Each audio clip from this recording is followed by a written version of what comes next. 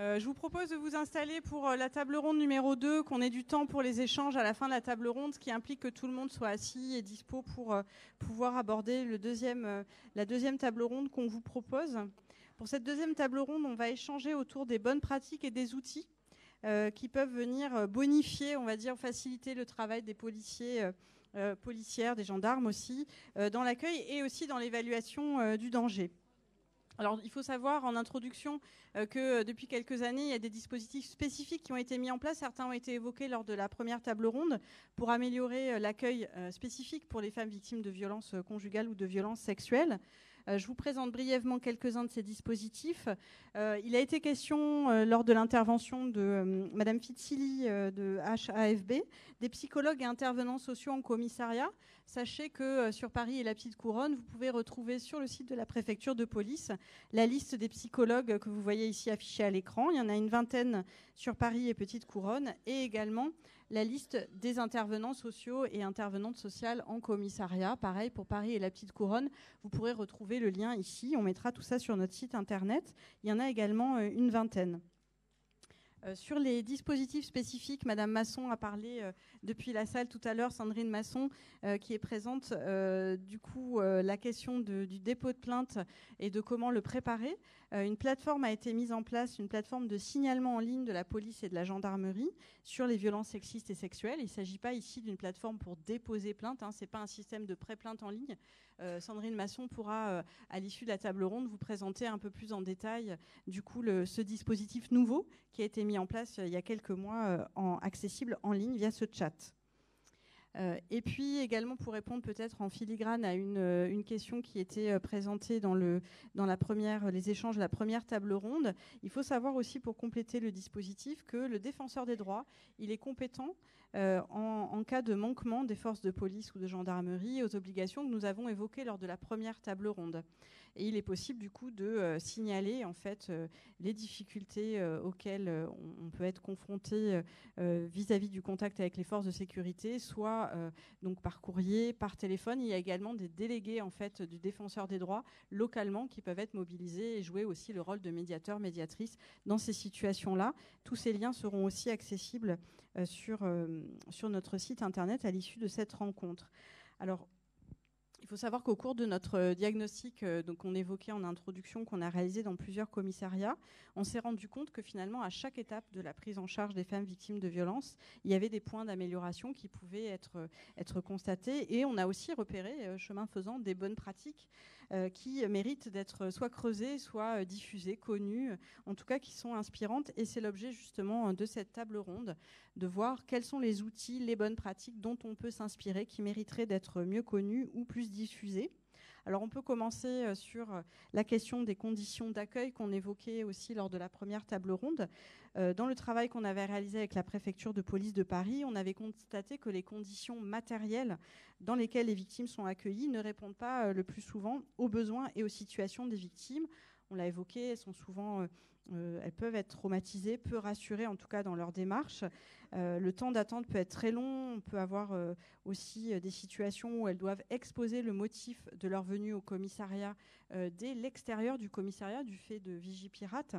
Donc on a préconisé de garantir l'accueil en confidentialité par des personnels formés dans des locaux adaptés. Donc là, la bonne pratique à Clichy d'avoir une salle d'audition à part est vraiment intéressante. Et la possibilité aussi de pouvoir prendre rendez-vous si la victime le demande. Alors, la Maison des femmes de Saint-Denis, en partenariat avec le commissariat de Saint-Denis, a mis en place une pratique qui nous semble particulièrement innovante en matière d'accueil, puisque c'est des permanences qui permet aux femmes de venir déposer plainte sur place à la Maison des femmes, et du coup qui est un cadre plus adapté, c'était évoqué aussi dans les échanges, au recueil de la parole de cette victime. Donc on a Mathilde Lépine de la Maison des femmes de Saint-Denis et monsieur Laurent Mercier, commissaire de Saint-Denis, qui vont pouvoir partager avec nous, du coup, cette initiative en tout cas. Donc depuis quelques mois, je crois que c'est mai 2019, donc c'est tout récent, une permanence police est proposée au sein de la Maison des femmes une fois par semaine. Il faut savoir que la Maison des femmes de Saint-Denis, c'est un dispositif qui est rattaché à l'hôpital de La Fontaine, qui a été créé, lui, il y a aussi assez récent, hein, 2016, c'est ça, et qui a pour mission de prendre en charge de manière globale, d'un point de vue médical, psychique, social et juridique, les femmes victimes de violences, les femmes vulnérables de manière générale. Et c'est donc un guichet unique qui est proposé, que vous proposez. Alors, comment et pourquoi peut-être déjà, et comment cette permanence a été mise en place, à quels besoins ou constats elle répondait à la fois du côté de votre travail en tant qu'association, mais aussi du côté du travail policier.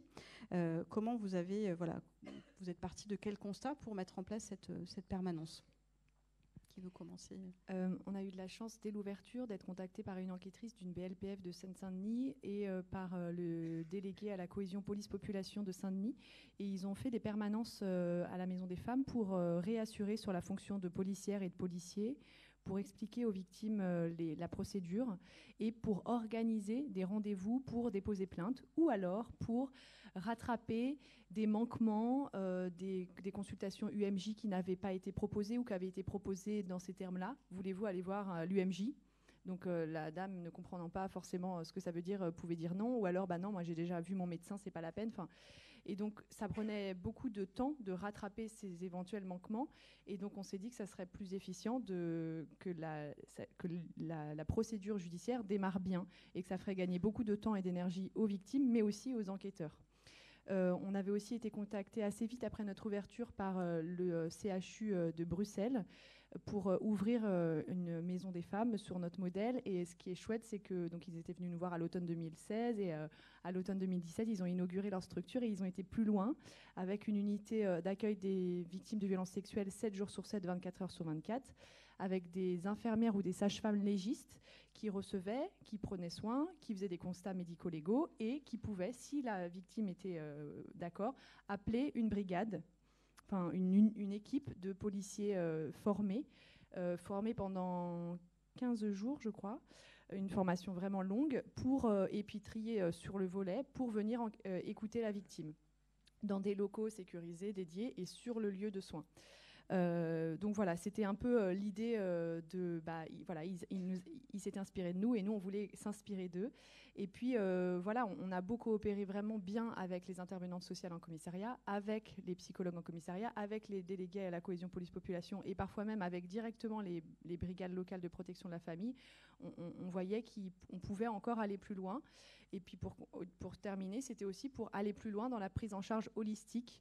On a tout de suite eu des soignants sur le corps, sur la santé psychique.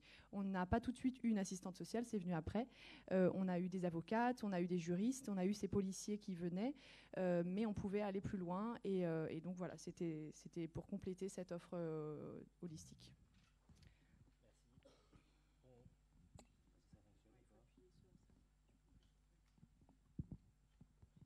Merci, bonsoir à toutes et tous. Pour compléter ce que vient de dire Mathilde, on a effectivement donc eu ce délégué cohésion police-population qui était un policier réserviste, un retraité, et qui est dans la Maison des Femmes depuis l'origine pour accueillir et orienter les femmes victimes de violences. Et ce délégué-là me fait remonter quelques problèmes, incidents lors d'orientation de femmes victimes de violences. J'en parle avec l'équipe de la Maison des Femmes que je vais visiter. Et là, on a, parce que c'est un langage assez cash, notre lot de reproches, mais qui sont fondés. Et on travaille avec Rada Hatem, la responsable de la Maison des Femmes, sur une première série de choses pratiques qu'on peut mettre en place pour pouvoir améliorer ça. Et on se dit, il faut qu'on puisse avoir un temps d'échange important avec vous, la Maison des Femmes, et nous, les policiers, en charge de l'accueil des femmes victimes de violences. Donc on a monté 2 grosses réunions dans un gymnase qui est dans un commissariat de Saint-Denis, avec une quarantaine de policiers et puis ces personnes de la Maison des Femmes, pour pouvoir justement s'entendre dire voilà ce qui s'est passé. J'ai convaincu une femme d'aller déposer plainte, elle était dans une souffrance importante et il y a eu un mot malheureux, il y a eu un commentaire désagréable, elle s'est complètement effondrée, ça a mis à bas tout ce que j'ai pu mettre en place avec elle comme stratégie. Donc il y a quand même des choses à savoir et à entendre. Donc elle a pu dire ça à des policiers du district. Donc je suis commissaire de Saint-Denis, mais en même temps chef d'un district, c'est-à-dire le responsable N+1 des commissariats que sont Aubervilliers, La Courneuve, Saint-Ouen, Épinay et Stains. Donc un territoire où la violence en général et les violences faites aux femmes, malheureusement, en particulier, ne sont pas étrangères à nos préoccupations. Donc,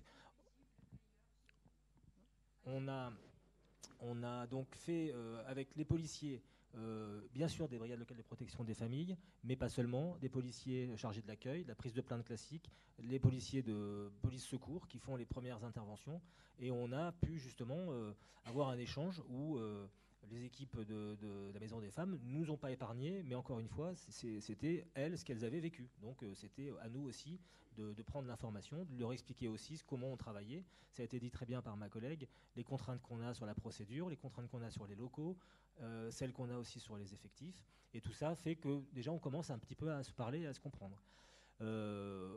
On a développé avec la Maison des Femmes un partenariat de plus en plus important et on a compris et on a bien vu qu'il y avait encore des choses à faire. Et donc on a passé le pas pour justement aller dans un sens de la prise en compte la meilleure possible pour les femmes victimes et qui veulent déposer plainte. C'est justement d'inverser les choses et pas attendre que les femmes viennent au commissariat, mais d'aller directement à la Maison des Femmes. Donc on a mis en place une convention par laquelle des policiers, alors du district, encore une fois donc des 6 commissariats que je vous ai cités, 41 policiers volontaires se sont manifestés pour pouvoir intégrer la Maison des Femmes un jour par semaine, le mercredi, entre 9h et 17h, pour spécifiquement prendre les plaintes.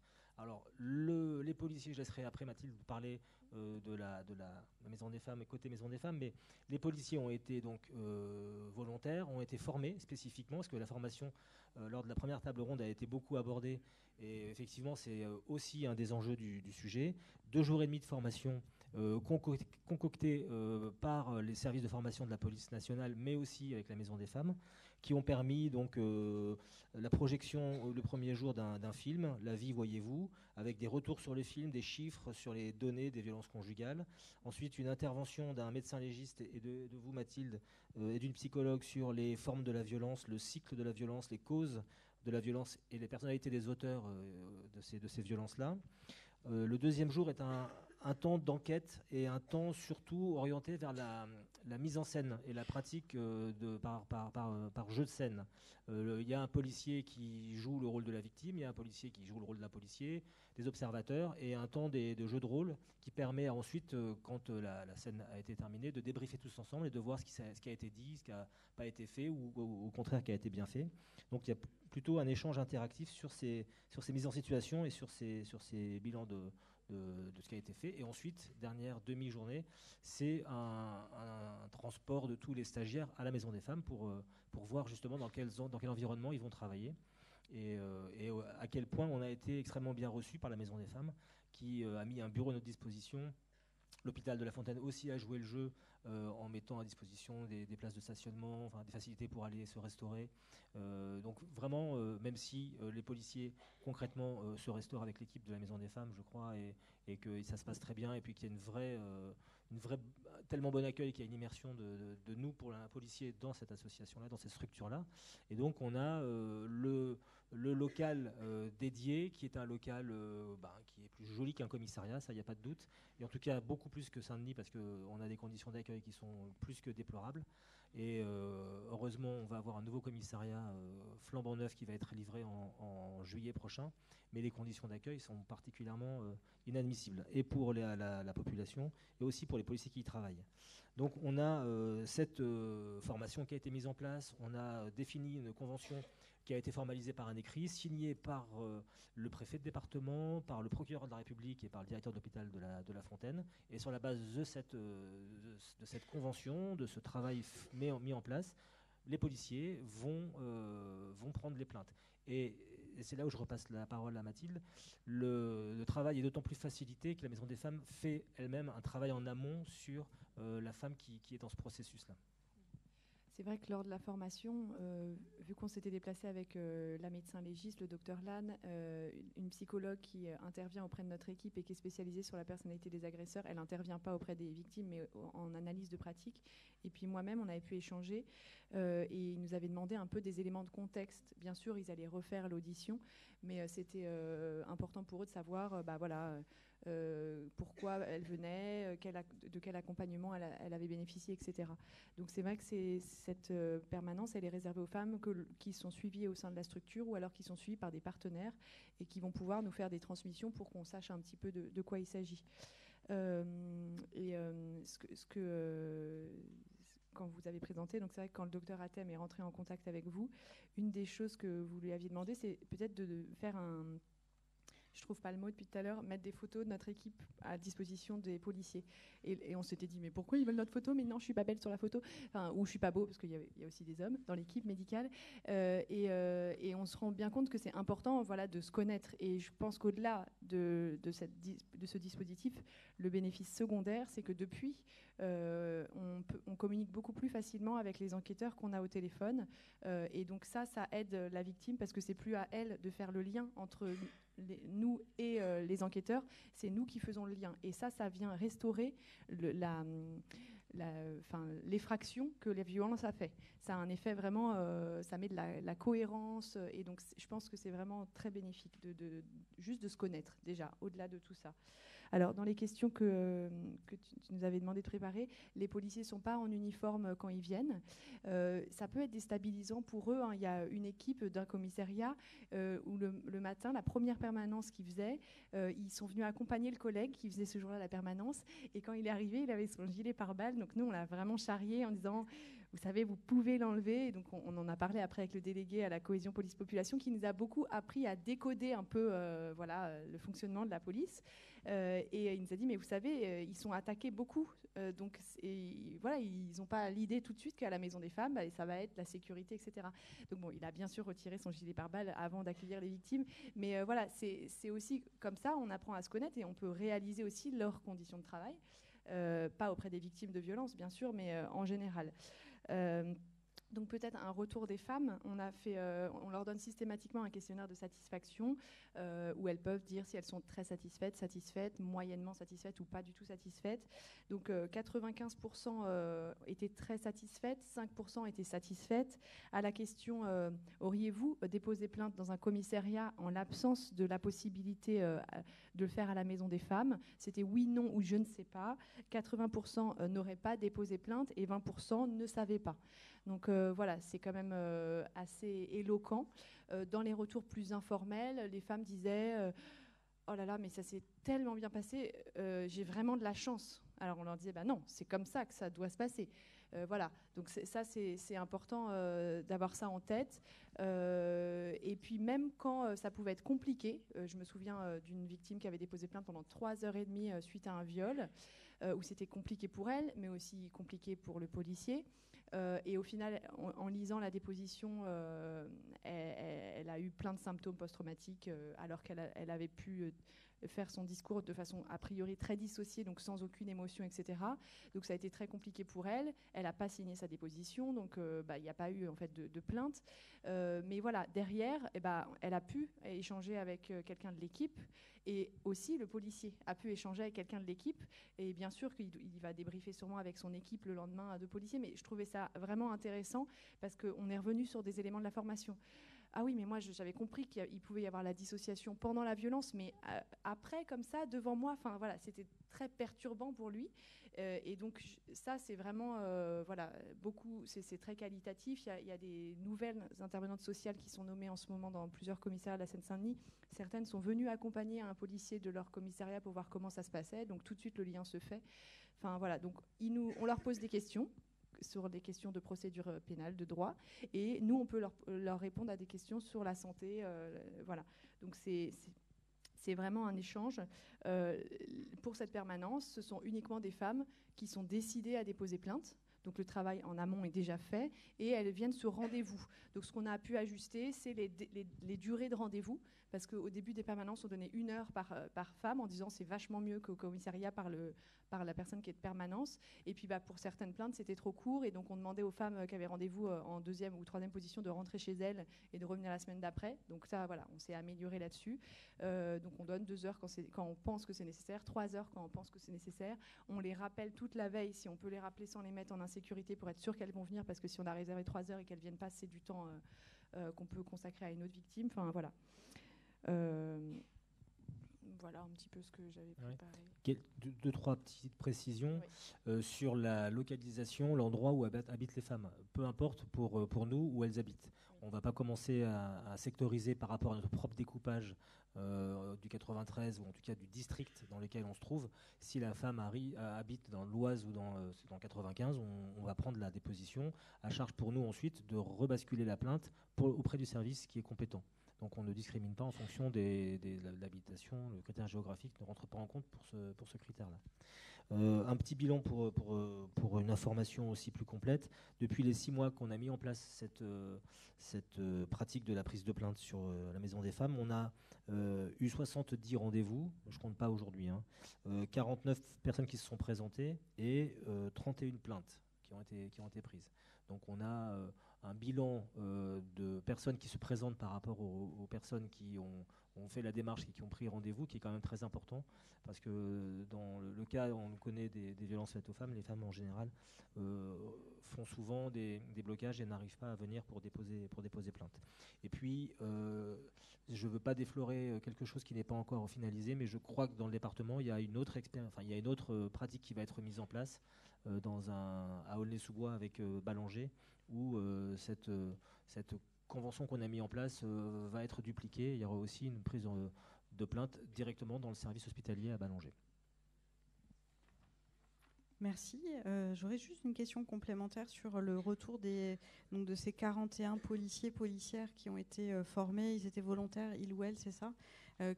Qu'est-ce que vous avez comme retour par rapport à cette expérience? On voit pour les femmes le bilan, on voit le bilan d'un point de vue aussi quantitatif, donc vraiment des plaintes vraiment prises. Mais du coup, du point de vue des policières, c'est aussi complètement nouveau. En fait, c'est pas forcément dans la culture de la police en fait ce type d'initiative. Alors, qu'est-ce que ça a pu quels sont les retours que vous avez eus depuis ces 6 mois? Alors, les policiers qui étaient volontaires pour la formation ont été déjà dans une démarche intéressés par la question. Certains, quand ils ont eu la formation, étaient un peu réticents. Et puis, il y a eu des levées de verrous et les gens ont là complètement adhéré.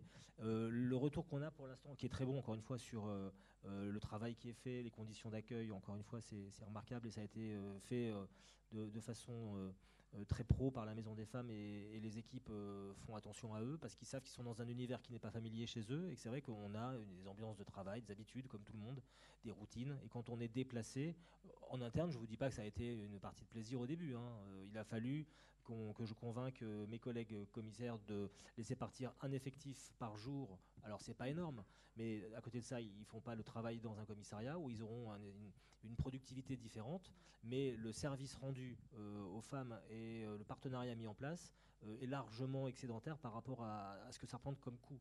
Donc il a fallu parfois un petit peu mettre en place tout ça, et le retour est extrêmement positif. Il y a même des policiers qui ont dit on est trop nombreux dans le vivier, on passera trop peu de fois, et moi j'aimerais bien en gros pouvoir y aller plusieurs fois dans l'année et pas une seule fois parce que ça ne sera pas assez.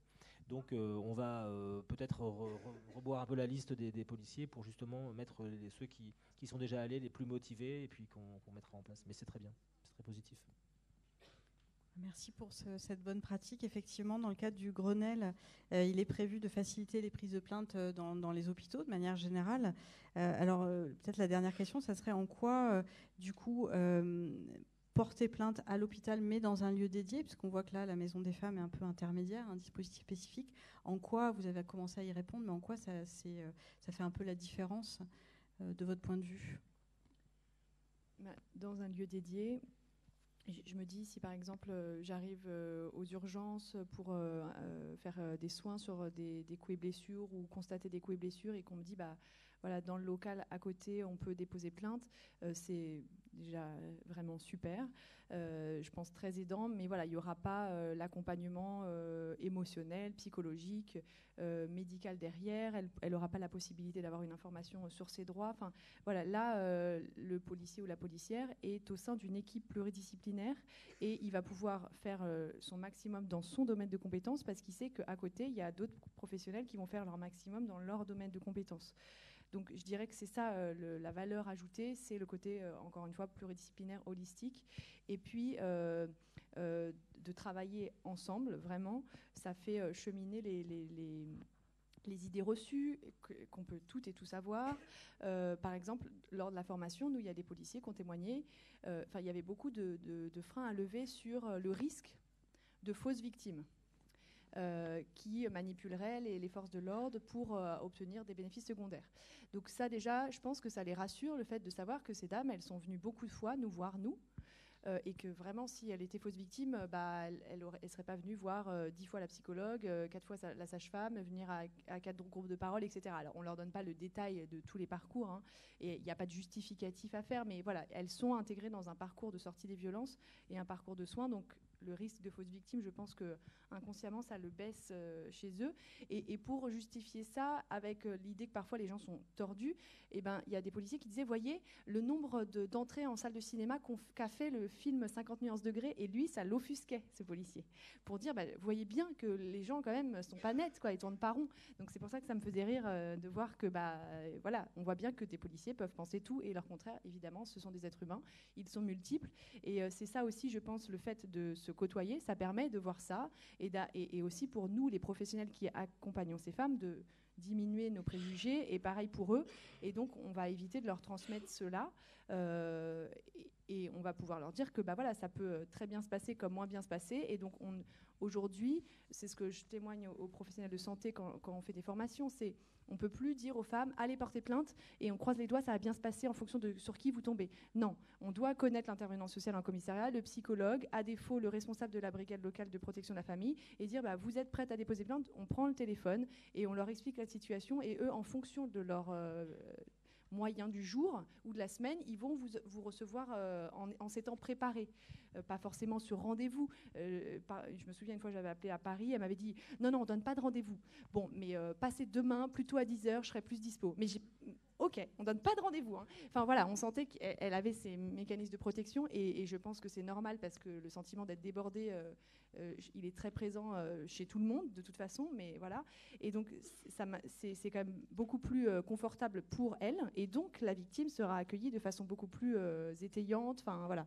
Donc je pense que ça c'est. Enfin, j'étais un peu plus loin que la question, je suis désolée, mais voilà. Manon, merci beaucoup en tout cas pour ces éclairages sur cette bonne pratique qui va en tout cas en partie essaimer, on l'espère.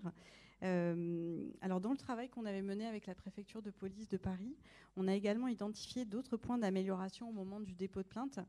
Notamment, on a analysé 150 PV de plainte pour violences conjugales, et on a pu constater en fait une très grande hétérogénéité dans ces plaintes, des plaintes qui étaient parfois très courtes, d'autres beaucoup plus longues, certaines avec une retranscription très précise des propos de la victime, avec des questions posées, parfois non, et quelques plaintes qui étaient à l'inverse très structurées, avec des questions types qu'on voyait revenir d'une plainte à l'autre, qui permettaient notamment de mieux caractériser le contexte des violences conjugales, les conséquences pour la victime, l'attitude de l'agresseur, ce qu'on ne retrouvait pas dans d'autres plaintes. Donc le contenu de certaines plaintes en particulier nous ont alertés parce qu'il nous semblait qu'elles ne permettaient pas suffisamment de caractériser les faits de violence conjugale. Alors dans notre rapport, on a préconisé le recours à une trame type pour ne pas oublier certaines questions, avoir un fil conducteur. On sait que ça peut être aussi des policières qui ne sont pas forcément expérimentés, des sorties d'école aussi qui peuvent être amenés à prendre les plaintes. On sait qu'on l'a vu depuis, tout à l'heure on a évoqué, ce sont des situations qui peuvent être assez complexes, comme on l'évoquait avec la documentariste aussi. Et la MIPROF, justement, à qui je vais donner la parole du coup, a mis en place une trame de plainte dont on va pouvoir parler plus en détail.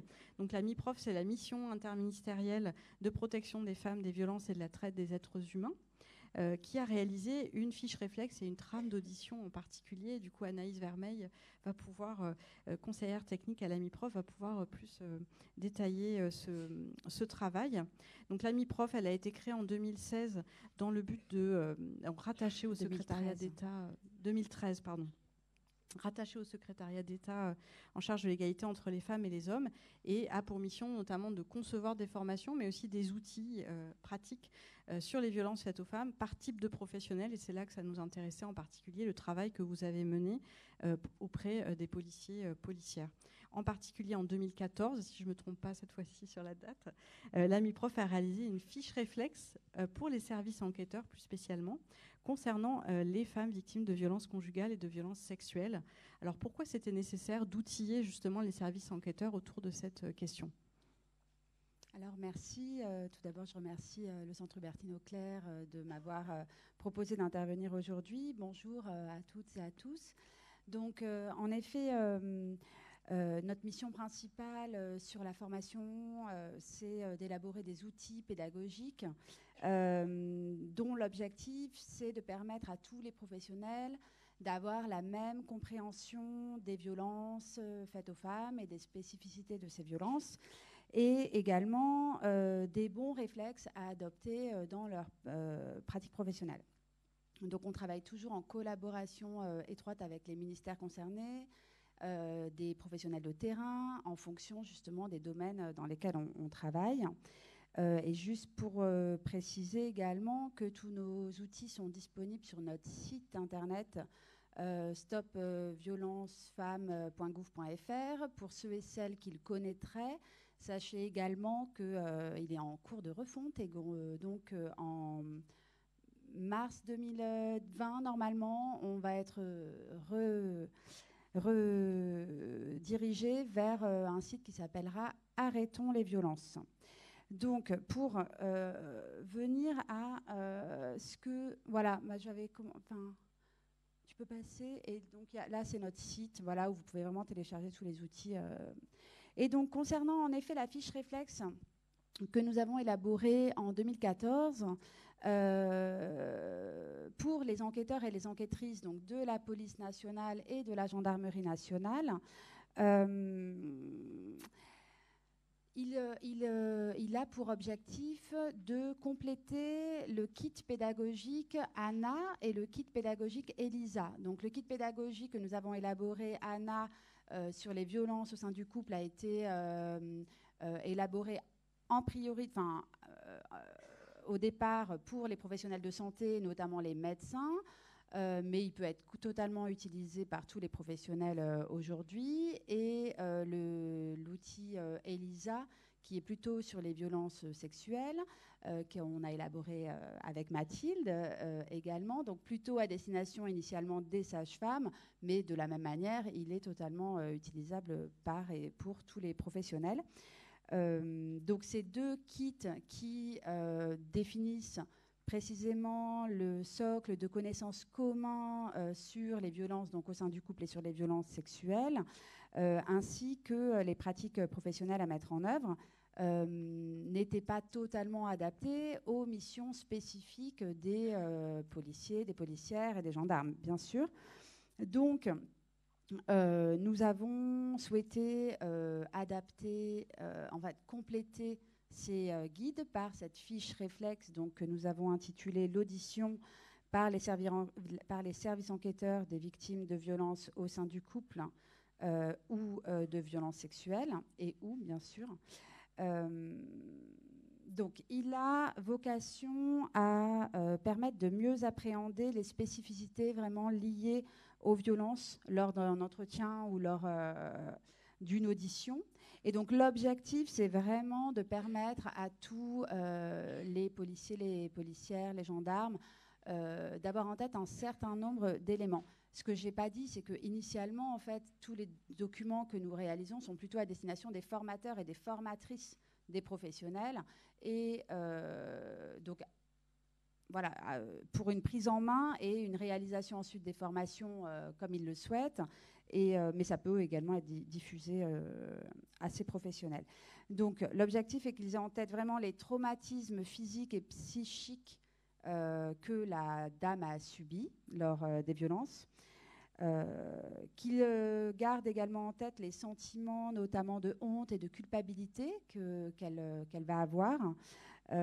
Également les liens spécifiques qui vont exister entre elle et l'auteur, et le caractère intime et dégradant des violences. Et systémique. Donc, il a également pour objectif de donner quelques pistes, quelques techniques d'audition. Voilà, donc avec... Ah, bah t'es déjà là. Bon, bah voilà. Et donc voilà. Le sommaire de la fiche réflexe. Donc c'est une fiche réflexe qu'on ne diffuse pas parce que c'est un travail qu'on a mené avec le ministère de l'Intérieur et donc c'est en accord avec eux qu'il a été décidé, parce que c'est un exercice qui est très particulier, que l'audition d'une victime. Donc c'est un outil qui est diffusé exclusivement à ces professionnels-là. Par contre, vous pouvez voir dans le sommaire qu'on balaye à peu près tous les sujets, on balaye tous les sujets qui doivent être balayés lors d'une audition et qui précise également des principes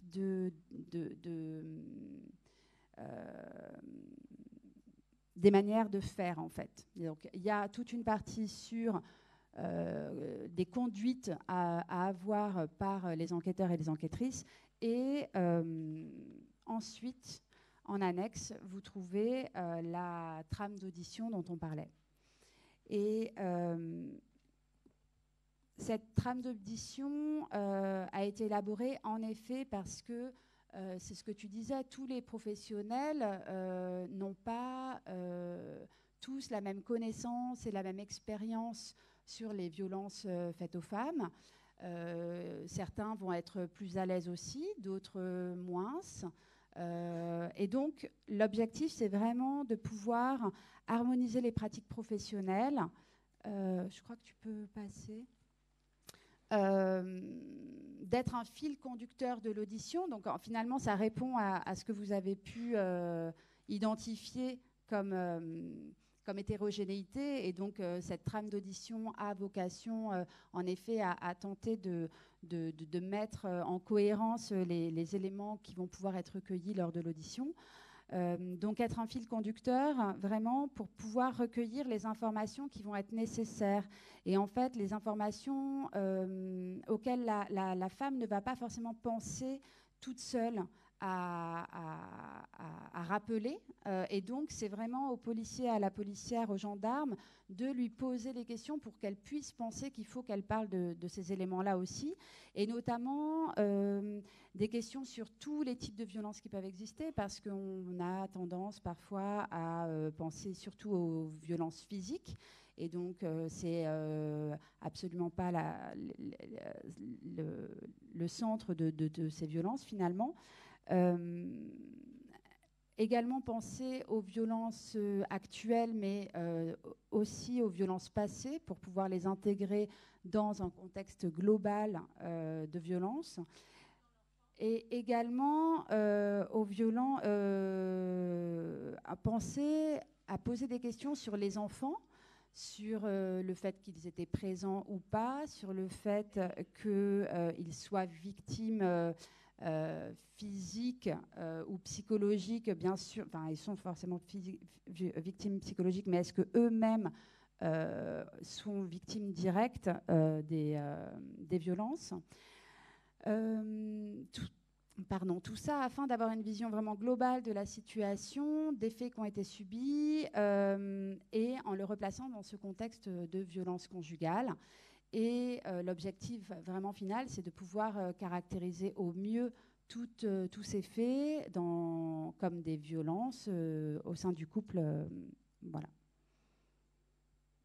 Alors justement, sur cette trame d'audition, comment est-ce qu'elle a été diffusée ?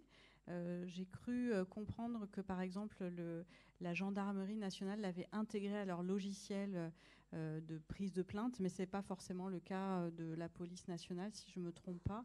Alors, comment est-ce qu'elle est diffusée ? Est-ce que vous avez eu des retours aussi sur l'usage, en fait, de cet outil ? Alors, en fait, en effet, donc, les policiers, les policières ont un logiciel spécifique. Bon, là, je ne vais pas trop pour dire, je ne sais pas trop exactement comment ça se passe en vrai, mais avec différents modèles. Et donc, jusque dernièrement, ils avaient des modèles, mais pas forcément le modèle sur lequel nous avions travaillé ensemble. Et la gendarmerie, par contre, avait un modèle, mais de la même manière, ce n'était pas tout à fait le même que celui sur lequel nous avions travaillé ensemble. Et donc, dans le cadre du Grenelle, ça nous a permis de retravailler ensemble avec le ministère de l'Intérieur sur d'autres thématiques. Et donc, un travail a été relancé sur l'amélioration de ces donc, 2 trames qui sont donc actuellement sur ces logiciels. Alors, on ne va pas en faire une seule pour la gendarmerie et pour la police nationale parce que chacun a ses spécificités. Donc, on est en train de travailler avec le ministère de l'Intérieur pour améliorer la trame gendarmerie nationale et également avec la police. Et donc l'objectif, c'est vraiment que ce soit diffusé sur leur logiciel, donc facilement accessible pour une meilleure utilisation régulière. Parfait, merci beaucoup pour cette intervention. Si c'est techniquement possible, on va vous proposer pour cette table ronde, pour poursuivre sur l'outillage en fait, des forces de sécurité, peut-être de s'inspirer en fait, au-delà cette fois-ci de l'Europe, mais au-delà même de l'Atlantique, de pouvoir avoir une intervenante qui vient du Québec. Donc on a eu pas mal de difficultés pour se connecter, d'où les retards un peu sur le début de la table ronde. Veuillez nous en excuser. En tout cas, cette table ronde sera suivie d'un temps d'échange et d'une clôture par Marie-Pierre Badré, présidente du Centre Hubertine Auclair, et Marlène Schiappa. Tout ça pour vous dire de rester bien présent, y compris pour cette dernière intervention donc, de Christine Drouin. Christine Drouin, du coup, elle est... pardon, je me trompe de PowerPoint, donc on ne va pas la voir. Christine Drouin, elle est du coup chercheuse à l'UQAM, donc c'est l'Université du Québec à Montréal. Et elle a travaillé en fait depuis maintenant 20 ans sur la question de la prévention des féminicides. Il faut savoir que voilà. Bonjour Christine, on te voit à l'écran. Est-ce que tu nous entends? Oui, non, il n'y a pas de son. Mince. Alors on te voit, mais on ne t'entend pas. Mince. Donc Christine, criminologue qui travaille depuis 20 ans sur la prévention des féminicides, elle a notamment conçu pas mal d'outils pour les professionnels dans le secteur social, mais aussi pour la police, et c'est justement ça qui nous intéressait d'échanger avec elle aujourd'hui. Si on y arrive, peut-être qu'on peut réessayer.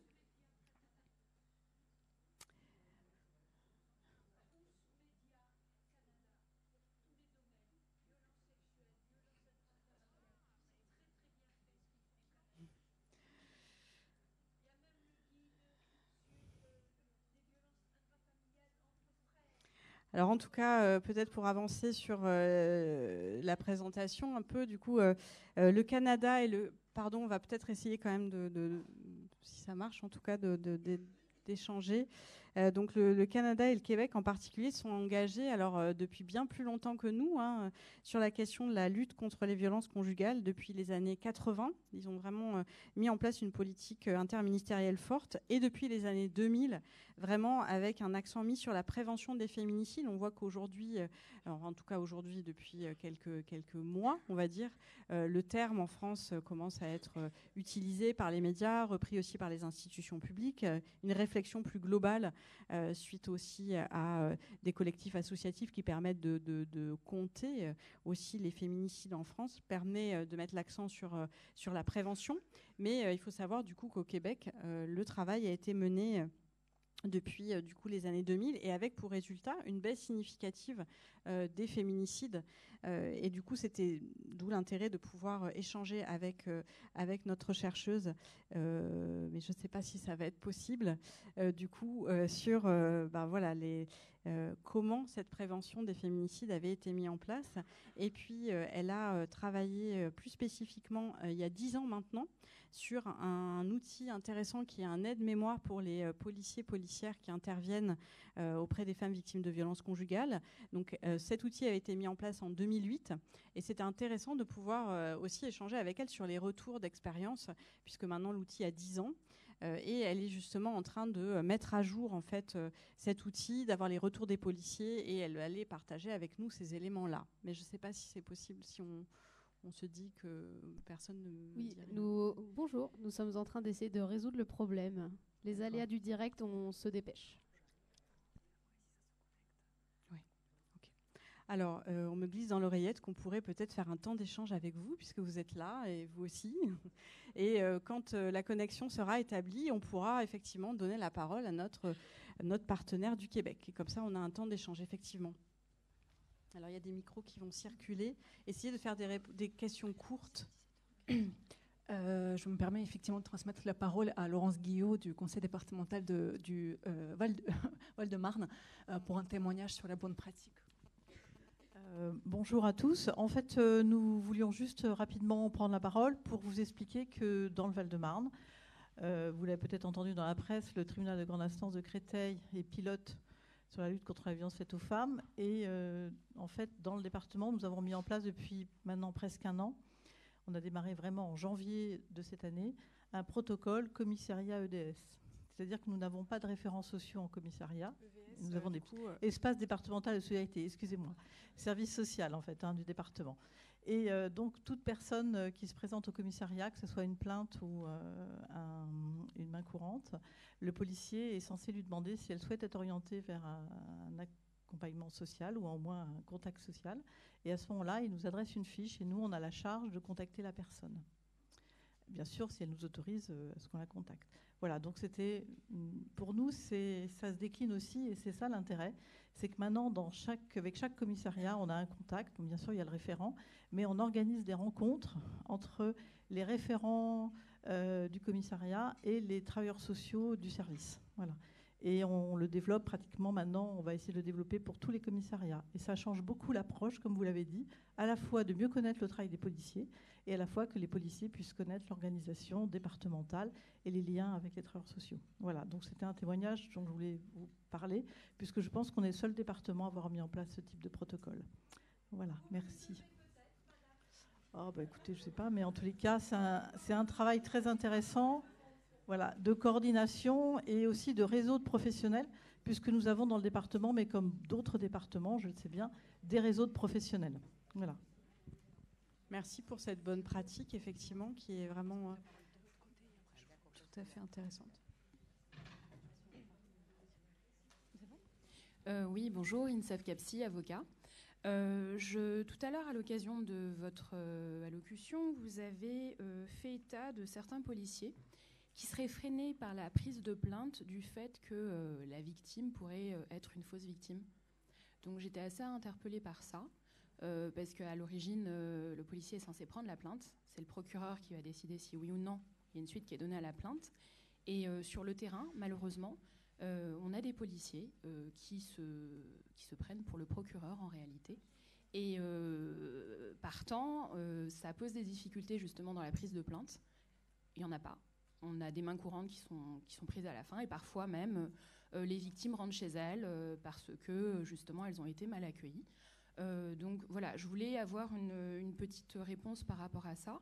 Et je voulais aussi vous informer de certaines choses, notamment par rapport aux personnes qui sont domiciliées dans des associations et qui ont leur adresse cachée. Donc elles sont domiciliées dans des associations et leur adresse n'apparaît pas normalement dans la plainte.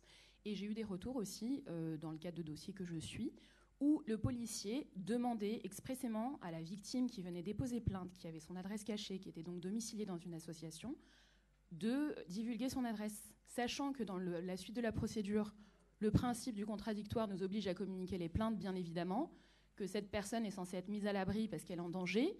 On a aussi des difficultés vis-à-vis de ça. Donc j'aurais voulu avoir une réponse par rapport à ça. Voilà. Merci. Merci. On prend une autre question et puis on... Irène Ansari, coordinatrice de la Ligue des femmes iraniennes. Ma question concerne les femmes étrangères qui ne maîtrisent pas la langue française. Quels sont vos moyens concernant les interprètes? Parce que nous avons constaté plusieurs cas, à savoir que notre association accueille et accompagne plutôt les femmes persanophones, iraniennes et afghanes, qui ne maîtrisent pas la langue française qu'elles sont victimes de violences conjugales et intrafamiliales. Et donc, quels sont vos moyens concernant les interprètes? Merci. Je propose qu'on réponde à ces premières questions, si vous souhaitez. Alors, pour vous répondre, évidemment, il y a des dysfonctionnements et je pense que l'avantage de tout ce qu'on met en place, c'est qu'on ne va pas se mentir, on a hérité d'un sexisme multimillénaire. C'est notre héritage commun, qu'on le veuille ou non, femmes et hommes. Et grâce aux plaintes organisées, prévues à l'avance, grâce aussi aux unités médico-judiciaires qui acceptent de voir les victimes sans réquisition, qui peuvent dans un second temps déposer plainte sans risque de perte de preuves, donc comme en Seine-Saint-Denis depuis 2012, mais aussi comme dans le 77 depuis un peu moins longtemps, je pense que ça force cet héritage commun à s'amenuiser. On peut pas, ça fait même pas 100 ans qu'on lutte activement contre ça. Et donc, quand on me fait des témoignages comme ça, par exemple, quand je forme des soignants, je leur dis, ok, mais objectivement, si on est sage-femme ou gynécologue, est-ce qu'on peut dire, là, demain, si une victime de viol arrive dans le service des urgences gynécologiques, est-ce qu'on va les accueillir de la façon la plus adéquate, en accord avec les recommandations ? Non. Donc on va d'abord balayer devant notre porte, essayer de nous s'améliorer. Et les policiers et les gendarmes, je vous assure, font aussi ce travail-là. Et chez les avocats, il y a des pratiques magnifiques et des pratiques à améliorer. Et chez les travailleurs sociaux aussi. Enfin voilà. Donc ce que je veux dire, c'est, je suis désolée, mais les avocats...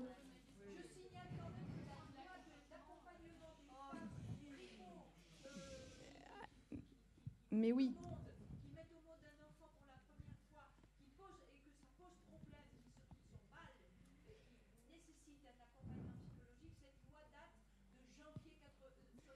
Mais il y a la loi et puis il y a la vraie vie. Donc peut-être que je suis trop pragmatique, mais si on veut faire améliorer les pratiques et lutter contre cet héritage commun, il n'y a pas d'autre moyen que d'aller travailler sur nos idées préconçues. Et plus que ces policiers les ont, mais les sages-femmes en ont aussi, et c'est délétère envers les femmes, parce que même si les sages-femmes, par exemple, sont une profession extrêmement féminisée, eh bien, il y a aussi du sexisme intégré, donc on peut aussi être extrêmement violente, et des médecins aussi.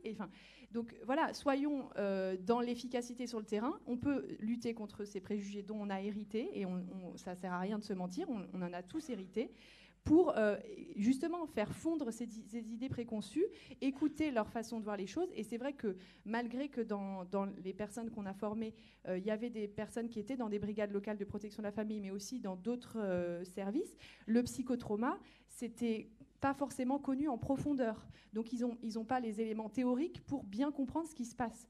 Et en tant que médecin ou sage-femme, on n'a pas non plus ces formations-là en formation initiale. Moi j'ai dû faire un master sur la médecine légale et le psychotrauma. Et quand j'ai eu les premiers cours, j'étais là, ah, c'est pour ça. Et ça m'a aidé à comprendre les femmes que j'avais en face de moi, et donc à pas que ce soit violent pour moi d'accueillir leurs paroles, et d'être la plus bienveillante possible. Et encore, on peut tous s'améliorer. Donc je ne sais pas si je réponds à votre question, mais bon.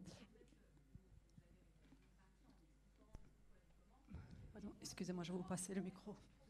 Juste avant que vous repreniez des questions, effectivement, la liaison technique ne marche pas. Donc malheureusement, on n'aura pas Christine Drouin. C'était le fait que la police doit juste appliquer le texte, mais prendre les plaintes, et c'est tout. Les avocats aussi, comprendre. Et les attendez, excusez-moi, aussi. vous confondez là. C'est pas les avocats qui vont se substituer à la police. Après, non, ça rend plus difficile notre travail pour la suite des événements. Bien sûr. Voilà. Bien mais sûr. simplement, il y a un texte.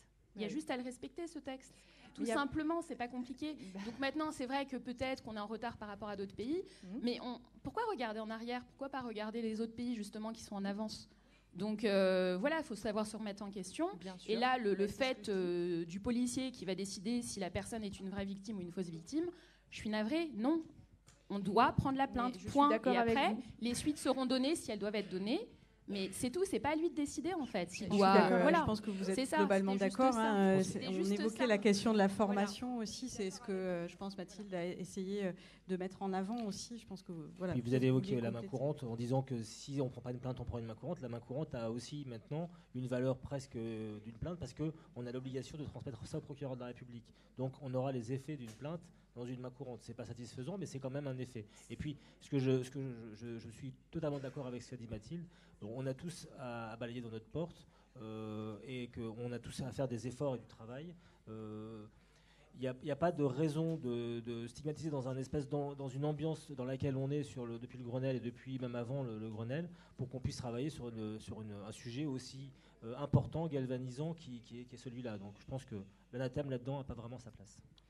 Et pour les interprètes, donc quand on sait que la dame ne parle pas le français, le ministère de l'Intérieur, vous mettez à disposition d'interprètes pour le temps de la plainte. Et nous, vu qu'on est service hospitalier, en tout cas dans le dispositif dont on a présenté, et vu que nous on est service hospitalier, on a recours à une société d'interprètes professionnels très compétente, je ne sais pas si je peux le dire, c'est Interservice Migrants, soit par téléphone, soit en présentiel.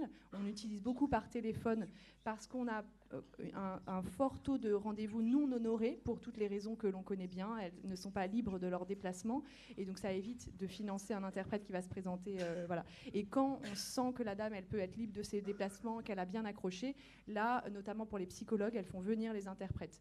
Donc on a cette chance-là. Et alors c'est vrai que dans certaines langues, par téléphone, ils sont très réactifs.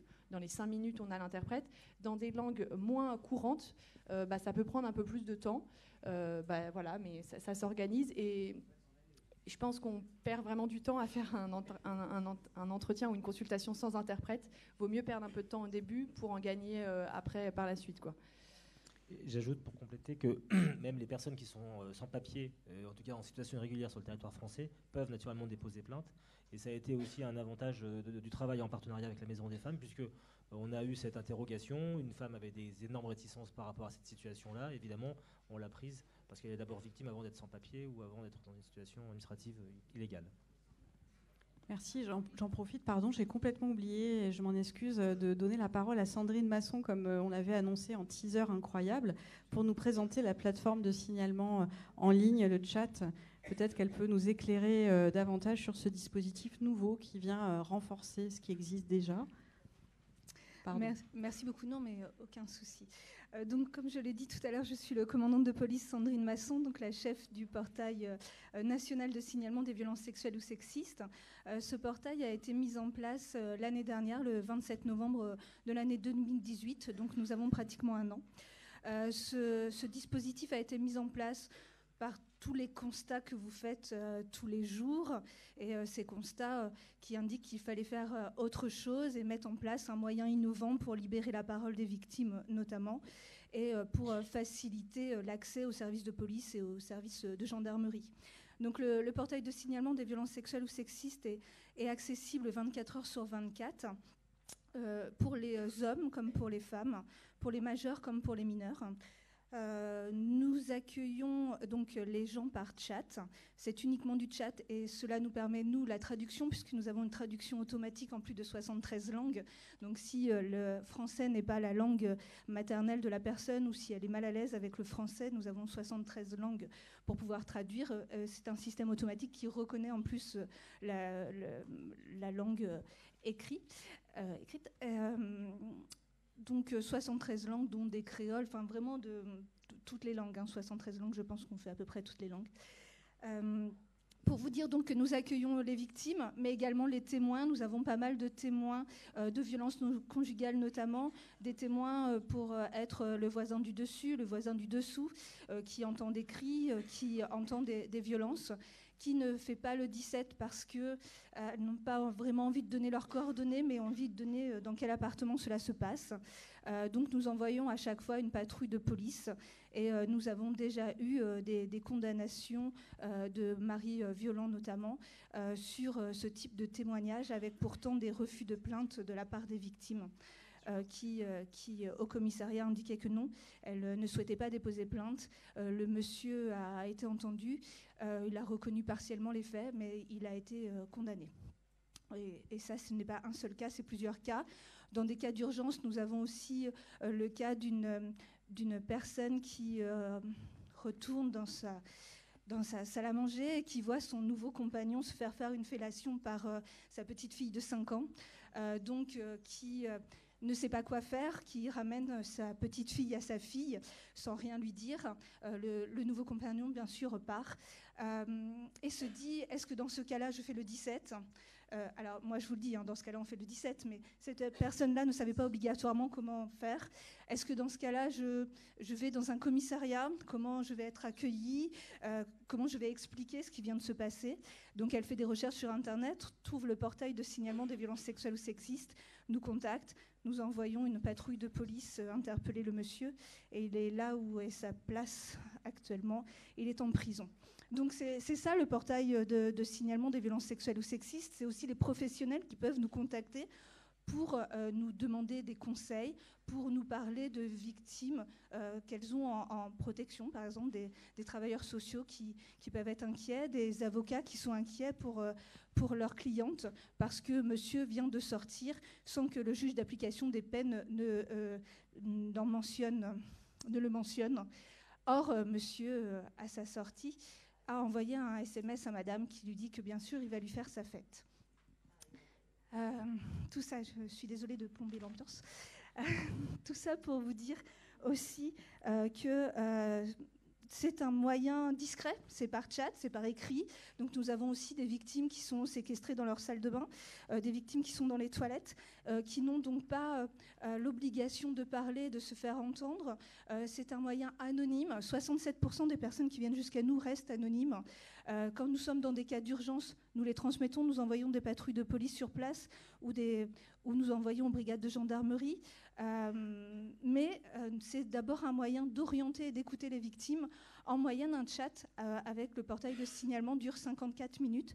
C'est une moyenne, 54 minutes, c'est-à-dire que nous avons des chats qui durent 2h30. Et nous prenons 2h30 pour écouter la victime et l'orienter au mieux. Cette orientation, c'est faciliter le dépôt de plainte vers un commissariat ou la brigade de gendarmerie pour qu'elle ait une prise de rendez-vous et qu'elle puisse être recontactée par ce commissariat. C'est aussi, si elle n'est pas encore prête, un moyen de l'orienter vers les associations ou vers les pôles psychosociaux des commissariats. J'ai noté... Nous sommes accessibles sur le site servicepublic.fr, parce que c'est peut-être important de le dire. Donc sur le site servicepublic.fr, vous avez signalé en ligne des violences sexuelles ou sexistes. Vous accédez alors au chat. Pourquoi sur le site servicepublic.fr ? Parce que nous avons un bouton de déconnexion d'urgence.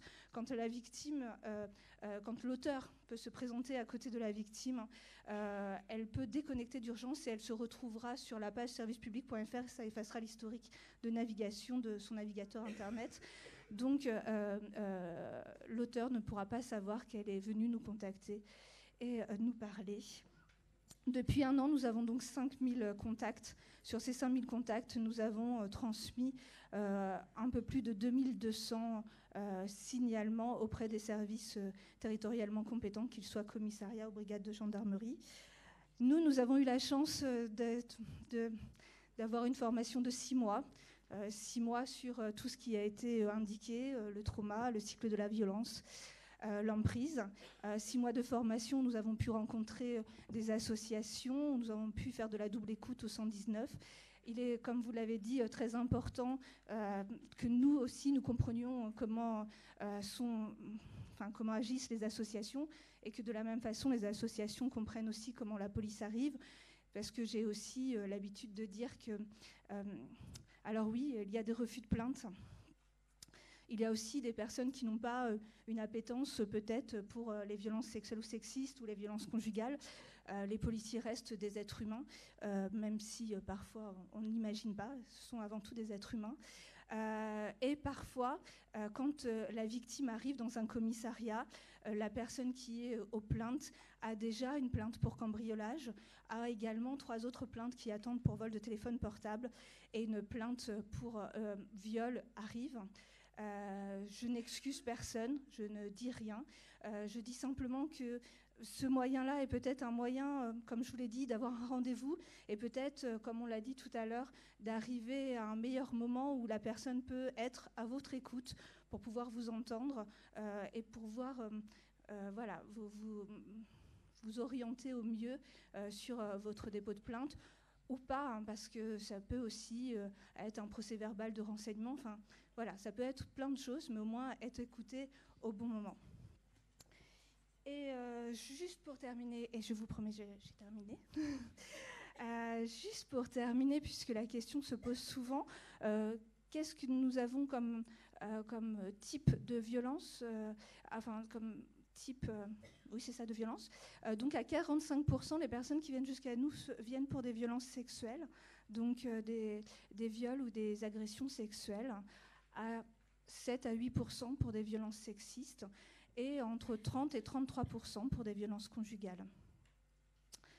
Voilà, je pense avoir fait le tour. De quoi ? Ah oui, merci. Merci à mon adjointe. Nous sommes accessibles par ordinateur, téléphone portable, tablette, tout ce qui accède à Internet. C'est donc gratuit, discret et anonyme. Merci beaucoup pour ces précisions. Peut-être que ça a suscité quelques questions, précisions dans la salle. On peut encore prendre quelques questions. J'avais une question avant ça, déjà. Ou sur les intervenants, pour les intervenants qui sont là, effectivement. Bonsoir, donc, je suis Cindy Roguet, je suis adjudante-chef à la gendarmerie de Daumont dans le Val d'Oise. Et j'avais une question parce qu'on parle depuis le début beaucoup de dépôt de plainte. Et ce terme-là est quand même assez fort pour la victime puisque ça engage des droits pour la victime que souvent elle refuse et ça engage aussi des poursuites, on va dire, envers le mis en cause. Et souvent elles sont conseillées en disant allez déposer plainte. Et très souvent, moi, je remarque qu'à la fin de l'audition, quand on leur pose la question, elles disent non.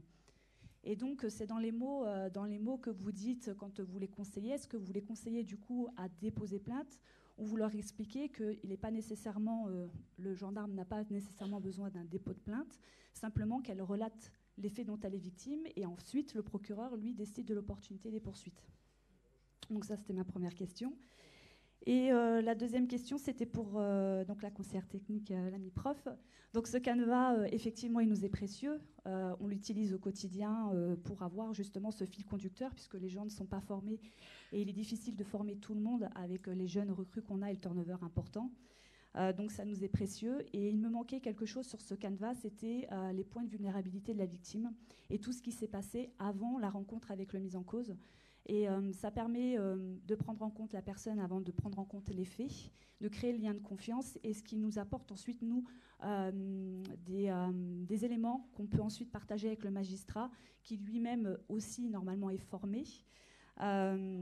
Et j'ai aussi une autre question par rapport aux violences, puisque vous représentez les femmes, donc les violences faites aux femmes d'une manière générale. J'ai malheureusement pas ce même canevas pour la prostitution. Puisque la prostitution est une violence qui est quand même assez inouïe, qu'on peut aussi voir dans le cadre du couple.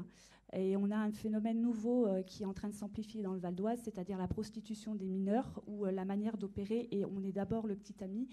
Donc c'est un continuum de violence conjugale et ensuite de la prostitution.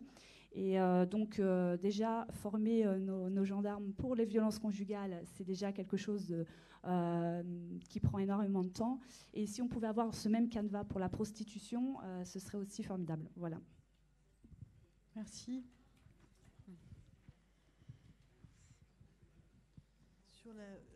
Il y avait sur la question du dépôt de plainte et sur la question de...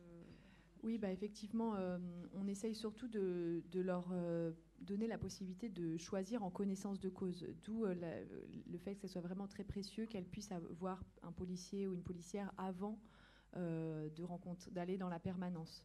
Et c'est vrai peut-être on peut s'améliorer en parlant plutôt de déposition et en leur disant que ça ne sera pas forcément à elles de choisir si ça sera une plainte ou autre chose, mais que... Enfin voilà, je pense que ce qui est très important, et c'est ce qu'on utilise aussi nous avec les signalements au parquet des mineurs, parquet des majeurs, pour leur enlever la responsabilité d'avoir à dénoncer et d'avoir à engager, enfin c'est pas elles qui vont engager les poursuites, mais voilà. Et donc c'est vrai qu'il y a plein de femmes qui sont très soulagées quand elles disent moi je veux pas que le procureur soit au courant in fine. Mais si c'est vous qui le faites, alors oui, ça va. Tout comme il y a des femmes qui sont très rassurées quand elles ont retiré leur plainte, que le procureur continue à s'autosaisir. Elles peuvent dire à leur conjoint, tu vois, c'est pas de ma faute. Moi, j'ai retiré ma plainte comme tu me l'as demandé. Et elles sont ravies qu'il y ait une audience au tribunal correctionnel malgré tout. Donc vous êtes la deuxième personne à parler de ça. La procureure, une des vice-procureures de Seine-Saint-Denis nous a aussi encouragé lors des retours du Grenelle de Seine-Saint-Denis à plutôt parler de déposition, pas de plainte ou de main courante ou de renseignement judiciaire. Et voilà, donc je note et je transmets à l'équipe. Là, l'idée, c'est vraiment de déresponsabiliser la victime, qui en a déjà beaucoup sur les épaules, et que c'est à la société de prendre cette responsabilité, de s'auto-saisir et de se saisir pour que la personne violente puisse répondre de ses actes, être responsabilisée, voire condamnée. Enfin, voilà, donc je trouve que c'est intéressant. Après, faudrait voir si ça suit aussi dans les commissariats ou dans les gendarmeries. Peut-être que dans certains accueils, peut-être, si on dit bonjour, je viens faire une déposition, on va leur dire vous voulez une main courante ou une plainte ? Peut-être. Donc voilà, mais on progresse. Oui, là, nous, on est en train de travailler dans le cadre du Grenelle, et donc toutes ces questions-là remontent en effet. Et c'est vrai que cette question de comment ça va être suivi ensuite sur le terrain, parce que souvent, c'est quand même ce qu'on demande à la dame quand elle arrive, c'est qu'est-ce que vous voulez finalement dès le départ. Et si elle sait pas trop finalement, ou si elle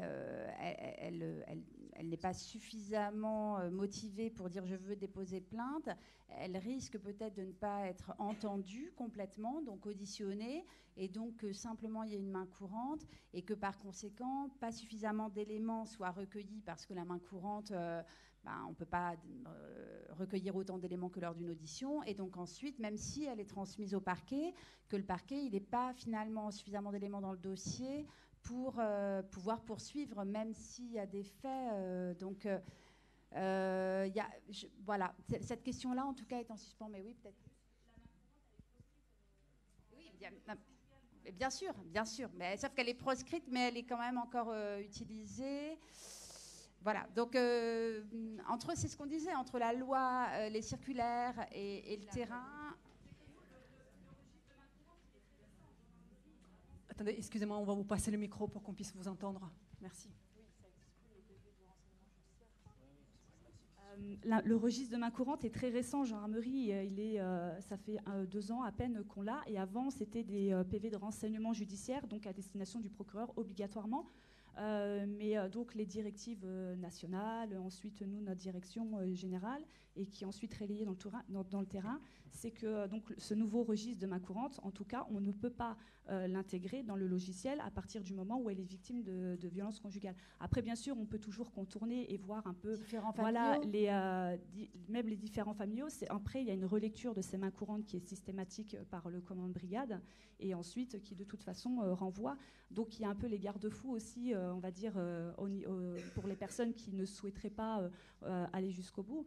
Mais après, il y a quand même, ce que je veux vous dire, c'est qu'il y a quand même beaucoup d'évolutions qui sont faites dans la sécurité publique, que ce soit gendarmerie ou police, et qu'effectivement, c'est ce que vous disiez, c'est qu'on a un héritage qui est de plusieurs milliers d'années, et on est tous, ces normes sociales, en fait, on a tous grandi avec ces normes sociales, et aujourd'hui, ce qu'il faut retenir, c'est les bonnes pratiques qui sont en train d'évoluer, et voilà, et je voulais vous remercier pour le canevas d'audition qui est très bien, parce que ça permet de pallier aussi au manque de formation, parce qu'il est certain.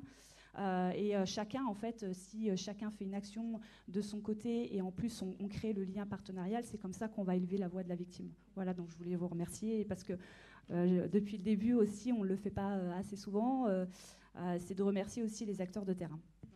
Et juste sur...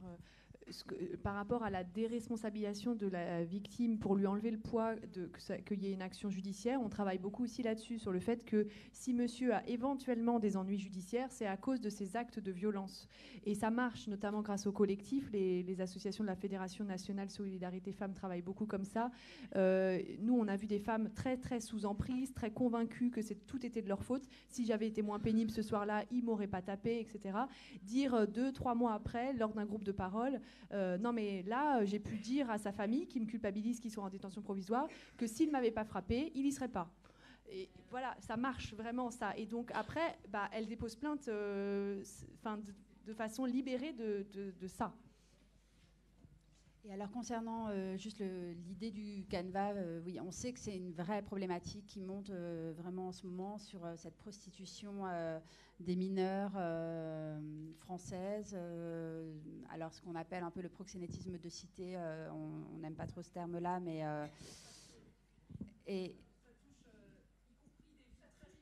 oui, c'est ce que je dis, c'est ce qu'on appelle, c'est ça, c'est ce qu'on appelle en fait proxénétisme de cité, mais c'est pas un terme qui est approprié complètement.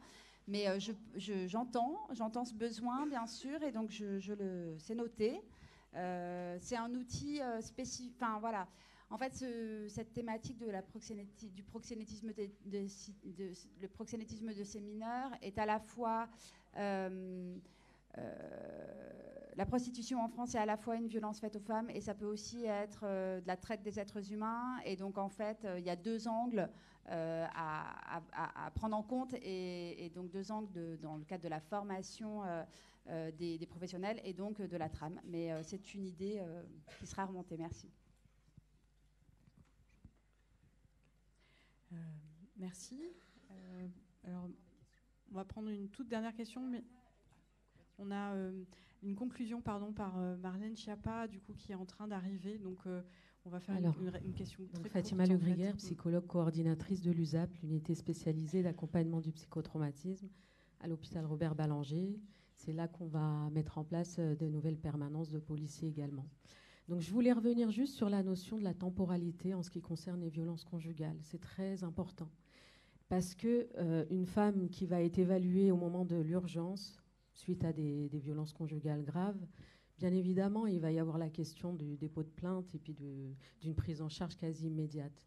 Mais pour les femmes qui sont sous emprise, qui vivent des violences psychologiques graves, souvent qui sont séquestrées, des prisons souvent invisibles, donc ces femmes-là, tant qu'on n'aura pas créé un lien de confiance, tant qu'on n'aura pas travaillé la prise de conscience des violences conjugales, de l'état dans lequel elles sont, il ne se passera rien.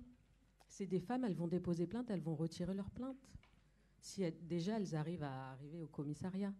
Donc l'idée, c'est vraiment de préparer les plaintes. Quand on parle de préparation de plainte, c'est vraiment d'essayer d'éveiller les choses et qu'elles se sentent aussi actrices de tout ce qui se passe autour d'elles, puisque finalement, on les a dépossédées. Les violences conjugales, c'est une problématique d'abandon. Donc si on ne travaille pas le registre de l'abandon, et parfois c'est même des histoires familiales qui sont dans ce registre-là, dans l'enfance, des répétitions au niveau traumatique, tant qu'on n'aura pas travaillé sur ces questions-là, il ne se passera rien du tout. Voilà, donc c'est important de travailler aussi sur la dimension psychique et surtout sur le soin psychique, parce que ça, on l'oublie, et c'est très très important. Voilà. Merci.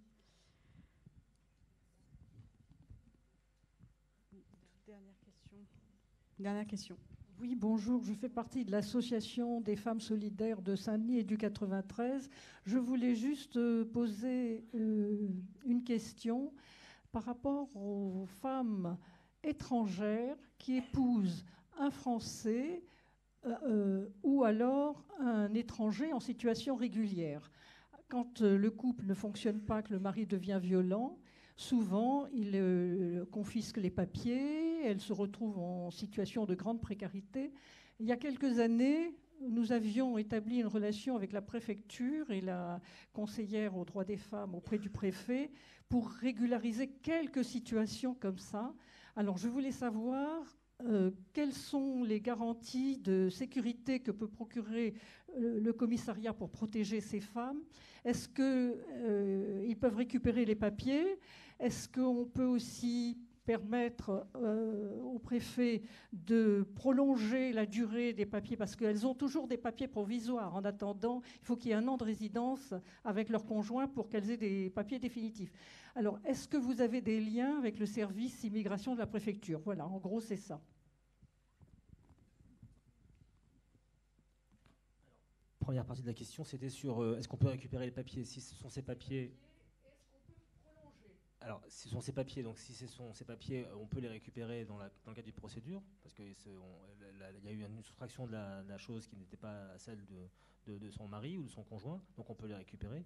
Et ensuite, pour les liens avec la préfecture, l'enquêteur, quand il aura connaissance de la situation de la personne, le signalera éventuellement d'abord au parquet, c'est son référent immédiat et direct là-dessus, et puis ensuite, on pourra faire un signalement à la préfecture pour voir la situation, mais il faut que la démarche vienne de la personne, il faut qu'elle soit ou aidée ou que sa démarche puisse être induite et conduite auprès du policier, parce que naturellement, lui, il n'a pas cette prise directe au niveau enquêteur avec la préfecture du département.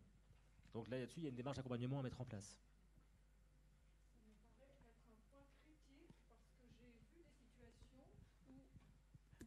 J'ai vu des situations au commissariat, certains policiers ont convoqué le mari et exigé qu'il rende les papiers. Donc c'est aussi une autre attitude envers les femmes victimes de violences. Et par ailleurs, est-ce qu'on ne peut pas établir, je pense à la Maison des femmes, une relation particulière pour des cas particuliers en préfecture pour pouvoir essayer de régler ces problèmes, parce que les violences vont très très loin, jusqu'au meurtre, hein. Je sais que le CIDFF de la Seine-Saint-Denis est très compétente et impliquée sur ces questions-là. Je sais aussi que certaines femmes qui obtiennent une ordonnance de protection peuvent se voir délivrer une carte de séjour, alors pas de 10 ans, mais en tout cas une carte de séjour. Je ne suis pas juriste, donc voilà, le temps de la procédure. Nous, c'est vrai qu'on a 4 ou 5 avocates qui viennent sur des demi-journées chaque mois.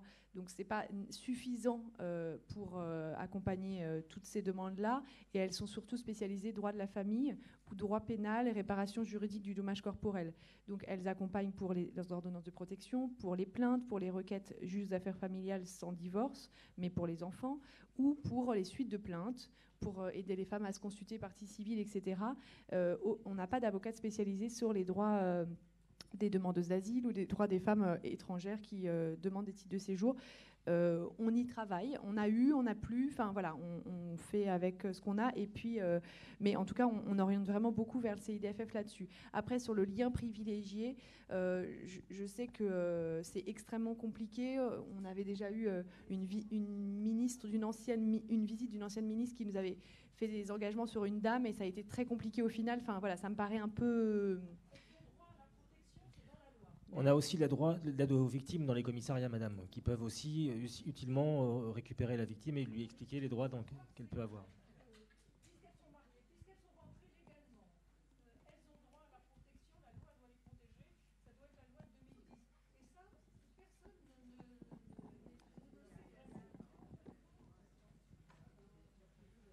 Merci. On va clore ce temps d'échange et clôturer justement cette matinée, cet après-midi, pardon. Les assos qui dépistent les enfants dans les écoles primaires. Elle, par exemple, les culottés du Bocal, Laura Carpentier-Goff, elle fait un travail extraordinaire. Bon, c'est ces gens-là qu'il faut soutenir beaucoup. Oui, tout à fait. On n'a pas évoqué la question de la prévention aussi. Effectivement, ce n'était pas l'objet forcément de l'après-midi. La question de la prévention aussi des violences, y compris dès le plus jeune âge.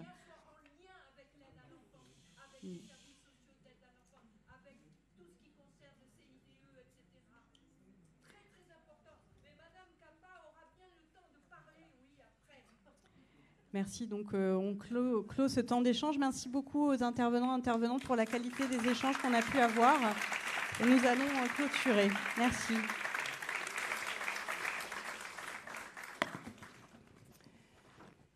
Bien, après cette belle après-midi d'échanges très, très intéressants et qui nous apprennent encore plein de choses, et merci d'avoir attendu après cette longue après-midi. Madame la ministre, Madame la présidente de région, Mesdames et Messieurs les élus, Mesdames et Messieurs les professionnels qui êtes ici, merci à vous, Madame la ministre, pour votre présence. Au sein de cet auditorium, vous avez l'occasion de conclure une après-midi studieuse à la hauteur de l'extrême gravité du sujet que nous nous sommes efforcés de décrypter et de comprendre. Merci à Valérie Pécresse, présidente de région, pour son accueil et son volontarisme. Et enfin, merci à chaque intervenante et intervenant pour la richesse de votre expertise et ce partage d'expériences dont l'objectif commun est bien sûr de mieux protéger les femmes. Dans 5 jours aura lieu la journée mondiale pour l'élimination des violences à l'égard des femmes. Pendant des années, cette date symbolique, créée par l'ONU il y a tout juste 20 ans, a agi comme une piqûre de rappel, finalement peu contraignante, bousculant à peine notre mauvaise conscience collective. Depuis 2 ans, une grande partie du monde a ouvert les yeux sur une réalité qu'on ne peut plus taire. Les violences systémiques envers les femmes sont la cause des milliers de vies consumées ou détruites chaque année. Dans les cas les plus extrêmes, elles portent le nom de féminicide, ce terme qui permet maintenant de faire enfin la lumière sur une réalité occultée depuis tant de temps. Une fois n'est pas coutume, permettez-moi de vous faire part à tous et à toutes d'un sentiment qui me traverse depuis de nombreux jours. C'est la colère. Je suis certaine que vous la partagez et j'aime à penser que certaines d'entre elles sont salutaires. Comment ne pas être en colère? En effet, lorsqu'on sait que Sylvia, cette femme assassinée le 10 novembre dernier dans le Bas-Rhin, avait déposé une main courante il y a 3 mois et porté plainte il y a 1 mois contre son ex-mari. Comment ne pas être en colère lorsqu'on apprend que la gendarmerie est arrivée 30 minutes après que la fille de la victime les ait appelés? Comment ne pas être en colère après ce 131e fémicide, tout comme les 5 autres qui suivirent, de femmes qui sont toutes mortes dans les 10 jours suivants du 131e. À ce jour, 136 femmes ont été assassinées par leurs compagnons ou ex-compagnons, simplement parce qu'elles étaient des femmes, dont 17 en Île-de-France. Nos yeux sont désormais grands ouverts et la violence et l'absurdité de ces crimes nous révoltent chaque fois davantage. Leur répétition sinistre, la répétition de leur mode opératoire, la répétition des erreurs et des manquements dans le repérage des violences, autant de répétitions que nous ne pouvons plus tolérer.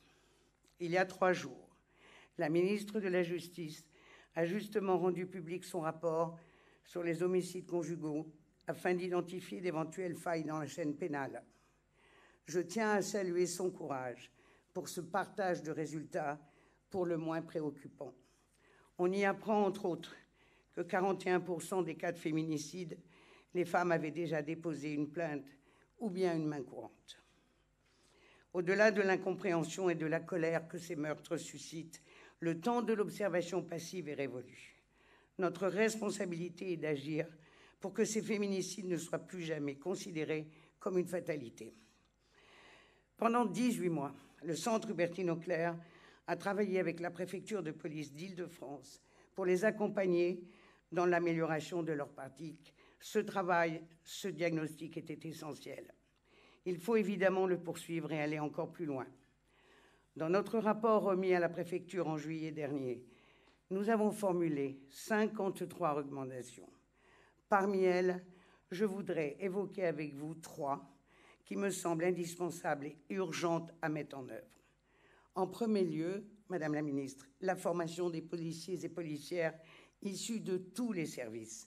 En effet, ce ne sont pas uniquement les services enquêteurs spécialisés sur les violences conjugales qui doivent être formés, mais bien tous les services. Parmi eux, les brigades de police secours, ce sont elles qui interviennent la nuit et sont en première ligne. Les jeunes policières et policiers, souvent placés aux plaintes lorsqu'ils ou elles débutent leur carrière, doivent aussi être formés en priorité. Si la formation large des professionnels sur les violences faites aux femmes semble une évidence au regard des constats implacables énumérés cet après-midi, n'oublions pas qu'il s'agit avant tout d'une obligation légale affirmée dans la loi d'août 2014. Soyons concrets. En quoi cette obligation légale peut-elle améliorer la situation des femmes victimes de violences? Lorsqu'une femme décide de déposer plainte pour violence conjugale, et nous savons combien cette démarche est courageuse, elle est parfois accueillie par des professionnels non formés qui minimisent ces violences. L'extrait du documentaire que nous avons visionné tout à l'heure est à ce titre édifiant. Ce qui est à l'œuvre peut, à mon sens, être résumé en 2 termes. méconnaissance de certaines infractions comme les cyberviolences, méconnaissance de la complexité des mécanismes des violences faites aux femmes, et stéréotypes qui peuvent entraver la capacité à évaluer de la manière la plus objective possible une telle situation. En deuxième lieu, il est indispensable que les forces de sécurité connaissent les critères de dangerosité pour être en capacité de bien évaluer le danger au moment d'un dépôt de plainte. Suite au diagnostic que nous avons effectué pour la préfecture de police, nous avons conçu un outil simple avec les policiers de terrain, une grille d'évaluation du danger spécifique pour les dépôts de plainte. Pourquoi un tel outil ? Notre intervenante québécoise, que nous n'avons malheureusement pas pu avoir cet après-midi, l'a parfaitement démontré. Le taux de féminicide a été diminué par 2 en 10 ans, grâce entre autres à ce type d'évaluation. Il est temps que les policiers disposent de critères communs pour mieux protéger les femmes en grand danger. Pour prendre un exemple très concret, je pense à Julie, qui a été tuée par son ex-mari le 3 mars dernier, après avoir déposé 5 plaintes pour menace de mort. Un tel outil aurait peut-être permis d'identifier la situation de danger imminent dans laquelle elle se trouvait. Les forces de sécurité doivent également connaître les ressources mobilisables pour orienter les femmes victimes de violences. Nous avons réalisé en 2014 une cartographie en ligne répertoriant l'ensemble des permanences associatives. C'est aussi un outil utile pour les forces de sécurité. Nous allons d'ailleurs le diffuser à l'ensemble des brigades de gendarmerie de l'Île-de-France à l'occasion du 25 novembre, ainsi qu'à plus de 10 000 médecins généralistes et gynécologues franciliens. Enfin, la troisième recommandation sur laquelle je tenais à insister, c'est celle des interventions à domicile. Nous disposons de peu de données chiffrées sur ces interventions qui constituent pourtant une activité quotidienne des services. Pour cette raison évidente, les policiers et policières doivent être outillés comme il se doit. Ici encore, nous avons produit, avec ce même objectif, un petit guide afin d'éviter des situations comme vécues par Dalila en avril 2019. Cette femme a été menacée un soir par son ex-mari avec une arme. Elle s'est réfugiée chez ses voisins et a appelé les gendarmes. L'ex-mari était introuvable et les gendarmes sont repartis sans l'accompagner chez elle pour qu'elle puisse récupérer ses propres affaires. Elle a été tuée par son ex-mari quelques heures plus tard. Vous me pardonnez la crudité de ces récits, tous plus révoltants les uns que les autres, mais alors qu'une société s'éveille enfin sur ces sujets et que nous faisons le triste décompte des féminicides, une chose est certaine, derrière ces prénoms de femmes se cachent des drames évitables. Voilà pourquoi je me suis permis d'exprimer ce sentiment de colère. Dans chacun de ces cas, nous avons affaire à des dysfonctionnements qui peuvent être évités. Avant de vous donner la parole, Madame la Ministre, je conclurai en saluant la dynamique historique que vous avez insufflée à travers les Grenelles des violences faites conjugales. Pour la première fois, grâce à la mobilisation de toutes et tous, nous avons les clés en main pour changer la donne et cela nous engage. Face à l'ampleur et l'urgence de la protection des femmes victimes de violences conjugales, permettez-moi de partager avec vous 2 priorités d'action qui nous semblent évidentes depuis de nombreuses années au Centre Bertine Auclair. La première, vous l'aurez compris, c'est la formation. Aujourd'hui, nous avons beaucoup parlé de celle des professionnels de la police, avec des professionnels de la police et de la gendarmerie qui, je le constate, pour ceux qui étaient présents, étaient particulièrement engagés sur ces sujets. Et je les remercie pour ça. Mais il est question de toute la chaîne pénale. Et pas seulement les tribunaux, bien sûr, mais aussi le secteur médical, le secteur social de l'enfance.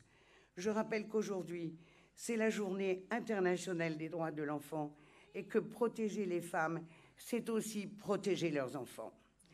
L'enjeu de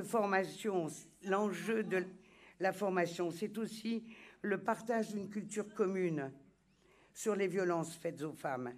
L'approche du centre et particulièrement de l'Observatoire régional des violences c'est de proposer des rencontres et des formations interprofessionnelles qui permettent justement le travail en réseau et le partage de cette culture commune. Je suis convaincue que les conditions du changement des pratiques professionnelles et des mentalités auront enfin lieu lorsque tout le monde se donnera les moyens d'y parvenir. J'en arrive justement à la question cruciale, celle des moyens, cette autre priorité, les moyens. Madame la ministre, je ne suis pas la première à vous interpeller sur cette question sensible et pour cause. Les espoirs sont tellement immenses. Aujourd'hui, force est de constater que le compte n'y est pas toujours.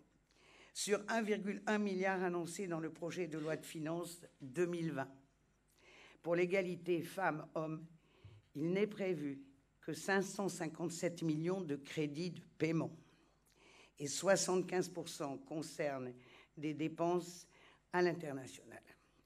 Nous connaissons toutes et tous l'estimation faite par 5 organisations hautement respectables, le Conseil économique, social et environnemental, le Haut Conseil pour l'égalité, la Fondation des femmes, le Fonds pour les femmes en Méditerranée et le Women's World Wide Web.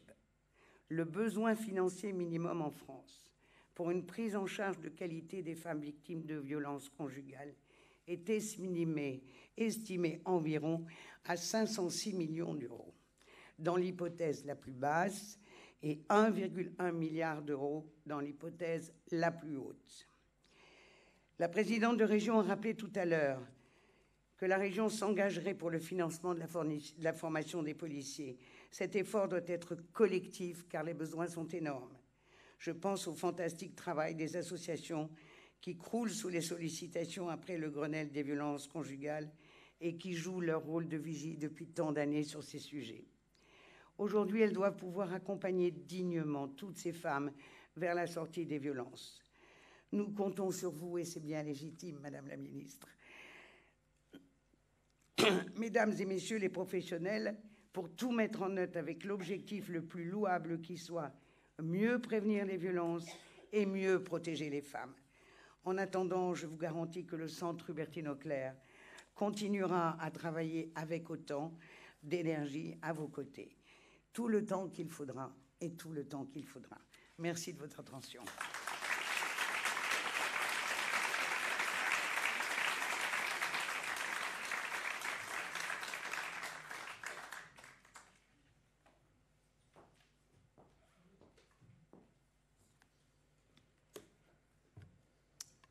Madame la présidente du Centre Hubertine Auclair, déléguée spéciale à l'égalité femmes-hommes auprès de la présidente de la région Île-de-France, chère Marie-Pierre Badré, mesdames et messieurs les élus, que je sais nombreuses et nombreux ici aujourd'hui, mesdames et messieurs en vos différents grades et qualités, je voudrais d'abord commencer par saluer évidemment cet événement organisé sous l'égide de la région Île-de-France et par le Centre Hubertine Auclair. Lorsque nous avons lancé le Grenelle des violences conjugales le 3 septembre 2019, notre volonté, c'était de faire en sorte que l'ensemble de la société s'empare de cette question des violences conjugales. Et force est de constater que depuis quelques mois, ce sujet a été mis à l'agenda. Mais je voudrais rendre à chacun la grâce de son travail et souligner que la région Île-de-France n'a pas attendu cette mobilisation pour s'emparer de la question de la lutte contre les violences conjugales, puisque sous l'impulsion du travail du Centre Hubertine Auclair, sous l'impulsion de la présidente de la région, il est vrai que la lutte contre les violences contre les femmes est un sujet de préoccupation de la région Île-de-France de longue date, et je crois qu'il faut le dire. Mais je voudrais souligner que ce Grenelle des violences conjugales, même s'il est trop tôt pour en tirer un bilan, puisqu'il touchera à sa fin le 25 novembre, donc dans quelques jours, a permis en tout cas au moins déjà une chose, c'est de mettre à l'agenda cette question de la lutte contre les violences conjugales et de faire connaître peut-être aussi des dispositifs trop peu existants. Je crois que quand un dispositif n'est pas connu, les femmes ne s'en saisissent pas et donc c'est comme s'il n'existait pas. La question, par exemple, du 3919 nous a paru centrale. Quand j'ai été nommée dans mes fonctions, j'ai été frappée par deux choses. La première, c'est que le numéro du 3919 était très méconnu dès lors qu'on sortait des sphères de professionnels, des milieux militants. Et la deuxième, c'est que quand je suis allée visiter le 3919, j'ai pu constater qu'il y avait parfois des appels qui sonnaient dans le vide et qui n'étaient pas pris, faute de personnes disponibles pour prendre cet appel et donc de moyens. Et donc, pour régler le deuxième problème, j'ai demandé au 3919 de combien d'argent elles avaient besoin pour pouvoir embaucher suffisamment d'écoutantes et les former pour faire en sorte de pouvoir remplir un objectif de 100% des appels reçus. Elles nous ont donné un chiffre et nous avons débloqué avec le Premier ministre cette somme pour faire en sorte que davantage d'écoutantes soient embauchées et que l'objectif de 100% des appels puisse être tenu, parce qu'il était assez insupportable pour nous de nous dire qu'une femme qui allait faire la démarche courageuse d'appeler le 3919 et de se sentir prête à parler, allait peut-être avoir un appel qui allait sonner dans le vide. Et je voudrais ici saluer le travail remarquable qui est mené par l'association Fédération nationale Solidarité Femmes dans la gestion du 3919 et par les écoutantes qui tous les jours sont en première ligne et toute la journée prennent ces appels et orientent ces femmes pour les protéger. Le premier sujet que j'évoquais, donc, c'était le déficit de notoriété du 3919.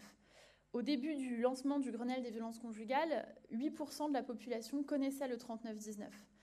Maintenant, 59% de la population connaît le 3919. Grâce à la mobilisation des médias et grâce à la mobilisation de nombreuses personnalités qui ont souhaité porter à la connaissance de toutes et de tous ce numéro par le biais de différentes campagnes de communication.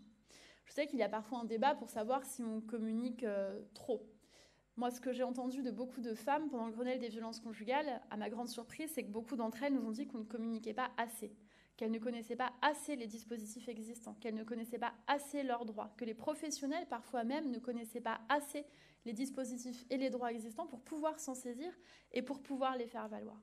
C'est le cas, par exemple, de l'ordonnance de protection. Ce dispositif qui est existant, nous ne l'avons pas créé, il était existant quand notre gouvernement est arrivé aux responsabilités, mais très peu s'en servaient, très peu les prononçaient.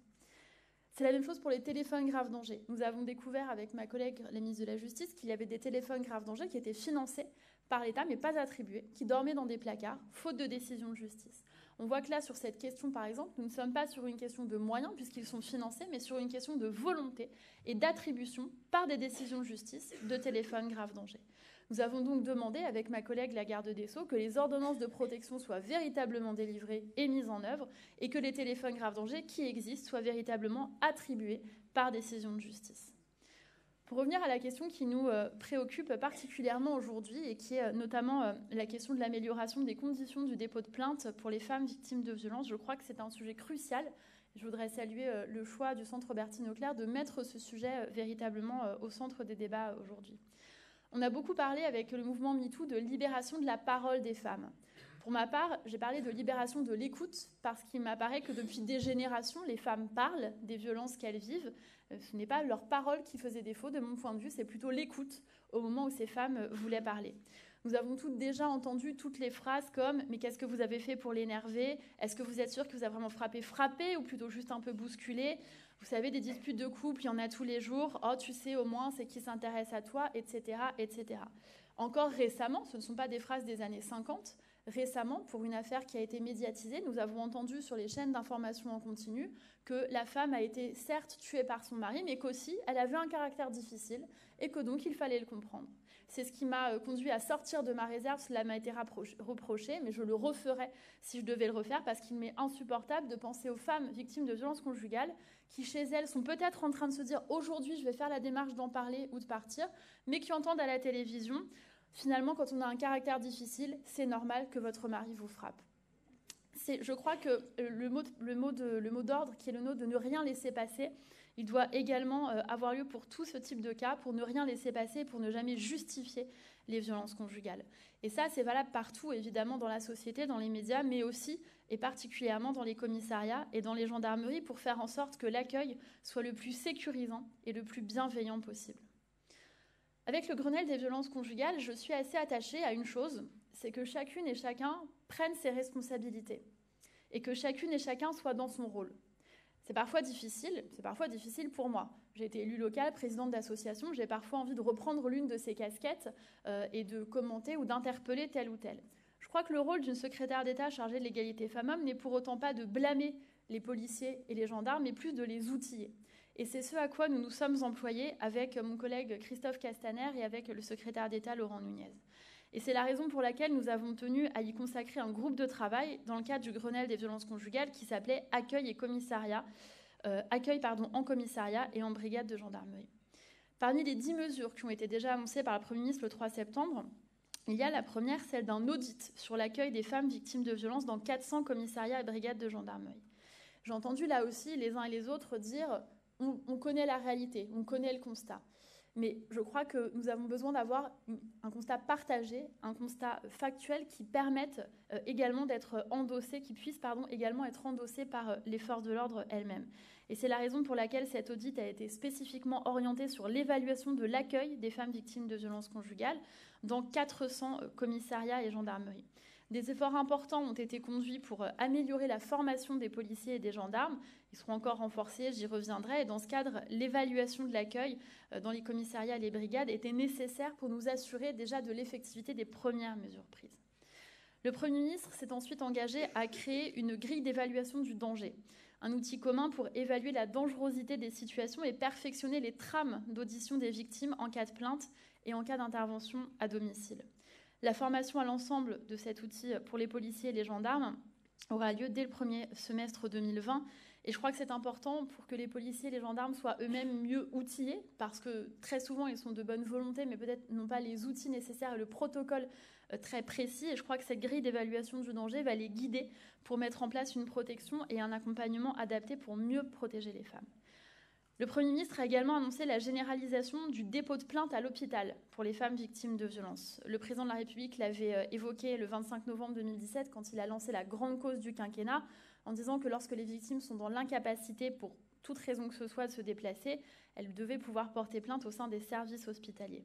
Et les services de police et de gendarmerie, les directions des hôpitaux, les cliniques, en liaison avec les agences régionales de santé et leurs délégations, commencent déjà à travailler ensemble pour mettre en œuvre effectivement ce dispositif et faire en sorte, là encore, qu'il soit connu et que cela soit proposé aux femmes.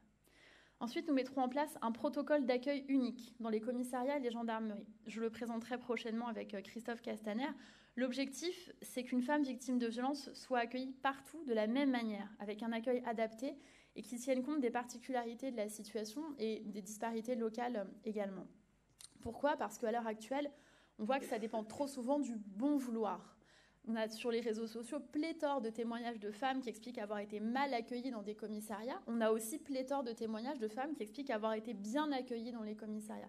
Et ça ne peut plus dépendre de l'endroit dans lequel vous allez et de la bonne volonté ou de la sensibilité de tel ou tel préfet, de tel ou tel commissaire, de tel ou tel personnel des forces de l'ordre. Je salue évidemment à cette occasion l'engagement de la région qui a participé activement au Grenelle des violences conjugales. Et c'est très important, je le rappelais, que chacun prenne ses responsabilités et la région les prend très largement. La lutte contre les violences sexistes et sexuelles, vous l'avez rappelé, chère Madame Badré, a été déclarée grande cause régionale dès 2017 par la région Île-de-France. Vous avez adopté 2 vœux récemment sur le sujet et je ne peux que collectivement vous en féliciter. En ce qui concerne le gouvernement, de nombreuses nouvelles annonces seront faites au moment du 25 novembre pour la clôture du Grenelle des violences conjugales, qui est aussi la date anniversaire du lancement de la grande cause du quinquennat et journée internationale pour l'élimination de la violence à l'égard des femmes. Toutes et tous dans cette salle qui êtes sensibilisés et acteurs et actrices de ces sujets, vous savez très bien que dans l'année, il y a 2 dates autour desquelles on a tendance à tout concentrer, le 25 novembre et le 8 mars. Nous allons faire en sorte, et il nous appartiendra de faire en sorte que toute l'année, ce débat reste à l'agenda public, reste sur le devant de la scène et qu'au lendemain du 25 novembre, on ne considère pas que le dossier est clos, parce que le dossier ne sera pas clos. Je n'ai jamais pensé que le Grenelle des violences conjugales était une baguette magique et qu'au lendemain, les féminicides allaient s'arrêter. Ils ne s'arrêteront que si nous changeons totalement l'approche systémique. C'est ce que nous avons commencé à faire, mais encore faudra-t-il que nous la mettions en œuvre.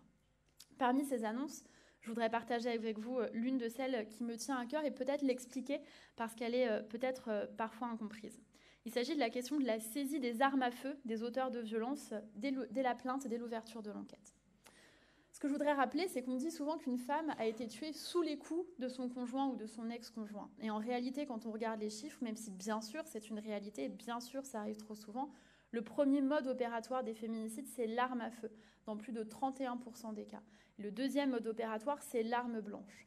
Et donc, je ne crois pas qu'en enlevant les armes à feu, on empêche les hommes d'être violents, mais je pense que nous pouvons, comme l'Espagne, je sais que cet exemple est souvent évoqué, avoir une approche similaire à celle de la lutte contre le terrorisme. C'est ce que porte la ministre de la Justice espagnole en appelant les violences conjugales du terrorisme machiste et en disant que nous devons supprimer l'ensemble des modes opératoires comme on le fait dans les aéroports face au terrorisme. Et donc, nous saisirons, les forces de l'ordre saisiront les armes à feu et les armes blanches létales des auteurs de violences dès la plainte. Là aussi, j'ai entendu un certain nombre de caricatures et dire vous allez aller dans les cuisines, enlever des couteaux, etc. Non, il ne s'agit pas de ça. Il s'agit d'enlever d'abord les armes à feu et ensuite un certain nombre d'armes blanches dites létales, puisque lorsqu'on regarde les détails des féminicides qui se sont produits, nous avons parfois des niveaux d'horreur autour des fusils, des armes de chasse, voire de sabres, etc., etc. Je crois que c'est absolument, vous avez raison de le préciser. Je crois que c'est indispensable. Je rappelle donc c'est 31,8% des cas. Et dans certains cas de féminicide, l'homme considéré comme violent avait pourtant toujours une arme à disposition, malgré une ou parfois plusieurs plaintes. Et dans ce cas, nous nous rendrons donc avec Christophe Castaner vendredi dans un commissariat, mais aussi à l'école de gendarmerie à Chaumont, afin de mettre en œuvre les dispositifs de formation initiale de lutte contre les violences conjugales pour l'ensemble des personnels de gendarmerie. Ces nouvelles mesures, elles s'ajoutent à celles déjà mises en œuvre en la matière par le gouvernement depuis 2 ans. Je voudrais mentionner ici le portail de signalement des violences sexistes et sexuelles. C'est un portail dont on parle trop peu.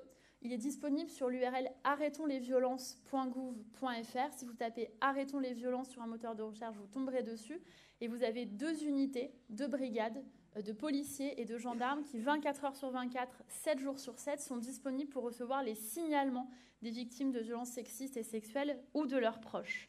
Je crois que c'est extrêmement important de rappeler qu'il est disponible 7 jours sur 7 et 24 heures sur 24 et que ces signalements ont donné lieu à des milliers de plaintes, ce qui permet pour des femmes de ne pas faire la démarche d'aller dans un commissariat qui est parfois lourde d'appréhension, mais d'avoir un premier contact avec des forces de l'ordre qui vont les accompagner, ne serait-ce que pour qualifier les faits et pour ensuite faire le trait d'union avec les forces de l'ordre qui sont dans les commissariats, dans les gendarmeries, prendre des rendez-vous et préparer leur accueil.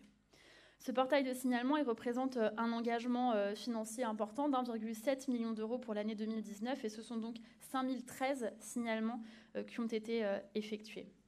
Je rappelle également que dans les commissariats et dans les gendarmeries, il y a des référents violences conjugales et des brigades de protection de la famille au nombre de 264 qui sont présents et présentes pour accompagner socialement les femmes et les victimes qui viennent parler de violences sexistes et sexuelles. Demain, les 7e rencontres de la MIPROF, la mission interministérielle de protection des femmes, auront lieu. La formation de tous les professionnels, soignants, forces de l'ordre, magistrats, etc., se poursuivra. Elle est assurée en grande partie par la MIPROF, qui développe des modules spécifiques, notamment sur la question de l'évaluation du danger, y compris pour les personnels soignants. À cet égard, je voudrais très rapidement, dans le temps qui m'est imparti, revenir sur une autre mesure qui a pu faire débat, qui est la question de l'aménagement du secret médical. J'y suis, comme la garde des Sceaux, très attachée parce que je pense qu'on ne peut pas dire qu'on va vouloir absolument changer de système et renverser la table sur les violences conjugales et dans le même temps dire à chacun que rien ne va changer et que toutes nos habitudes de travail seront préservées exactement en l'état. Si on veut que le but final, que la situation finale change, ça veut dire qu'il faut changer des choses dans la chaîne de fonctionnement. Et je crois que des soignants qui voient, qui constatent qu'il y a une femme qui est en très grand danger, en danger de mort imminente, doivent pouvoir signaler ces violences et saisir les forces de l'ordre afin de protéger la femme qui est victime de violences conjugales sans avoir de rappel à l'ordre de leur hiérarchie pour avoir signalé ces violences, ce qui encore, nous disent-ils, trop souvent le cas. C'est une proposition des groupes de travail du Grenelle des violences conjugales et nous y sommes très favorables. La prise en compte de ces problématiques particulières sont indispensables, je crois, parce que c'est le point de départ du parcours des femmes victimes de violences conjugales.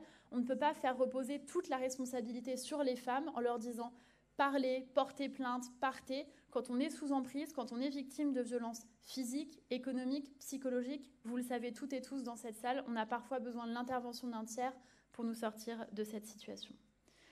Enfin, sur la question des forces de l'ordre, je voudrais rappeler, parce que ça me semble important de le faire, que tous les jours, des policiers, des policières, des gendarmes sauvent la vie de femmes, interviennent à domicile, interviennent parfois contre le gré des personnes qui sont dans le domicile et accompagnent ces femmes, les aident, les sauvent. Il y a énormément d'endroits en France où tous les jours cela se produit et je pense que c'est important de le souligner parce que très souvent les policiers, les gendarmes sont en première ligne vis-à-vis des violences conjugales et je pense là notamment aux zones rurales dans lesquelles le tissu associatif est moins implanté. Et c'est un axe d'amélioration sur lequel le gouvernement travaille et dans lequel appeler la gendarmerie, appeler la police est le réflexe dès lors qu'il y a des violences conjugales.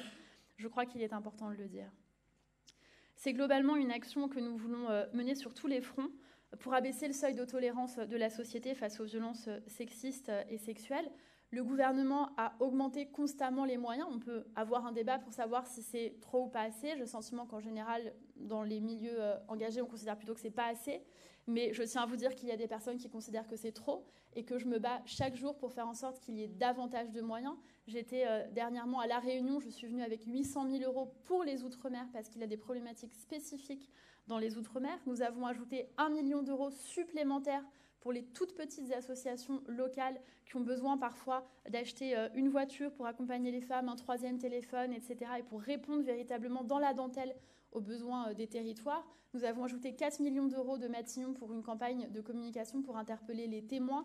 Constamment, nous ajoutons du budget. Entre 2012 et 2020, le budget égalité femmes-hommes a été multiplié par 2. Et je voudrais répondre à l'interpellation qui nous est souvent faite, très simplement et factuellement, mais simplement pour rappeler qu'effectivement, il y a de l'argent qui part à l'étranger dans l'aide au développement. Et nous sommes très fiers d'être le premier pays à financer le fonds Mukwege, créé par le prix Nobel de la paix Denis Mukwege, qui sera en France jeudi, et qui permet de réparer les femmes qui ont été victimes de viols de guerre et de violences sexistes et sexuelles.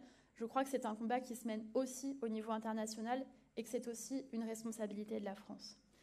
L'égalité entre les femmes et les hommes, vous le savez, c'est la grande cause du quinquennat du président de la République. C'est notre ambition, c'est l'ambition, je le sais, des professionnels de terrain, des élus de terrain qui tous les jours se battent de très longue date, parfois seuls, pour protéger les femmes des violences conjugales et des féminicides. Je pense que nous vivons en ce moment quelque chose, non pas, je ne le crédite pas au gouvernement ou au Grenelle des violences conjugales, mais aussi beaucoup à la mobilisation associative, à la manière dont les médias ont évolué sur la façon d'appréhender les violences conjugales et les féminicides, ne serait-ce qu'en utilisant désormais ce terme. Je pense que nous sommes là à un tournant que nous avons amorcé et qu'il nous appartient donc maintenant collectivement de finaliser ce tournant et notamment de faire en sorte, je le disais tout à l'heure, que quand la parole des femmes se libère, l'écoute soit au rendez-vous et que la réponse sur tous les maillons de la chaîne et à tous les échelons de la chaîne soit également au rendez-vous. Je voudrais donc remercier et saluer l'engagement de celles et ceux qui, dans cette salle, portent ce combat contre les violences conjugales et leur dire très humblement et très simplement que le gouvernement est à leur côté. Je vous remercie.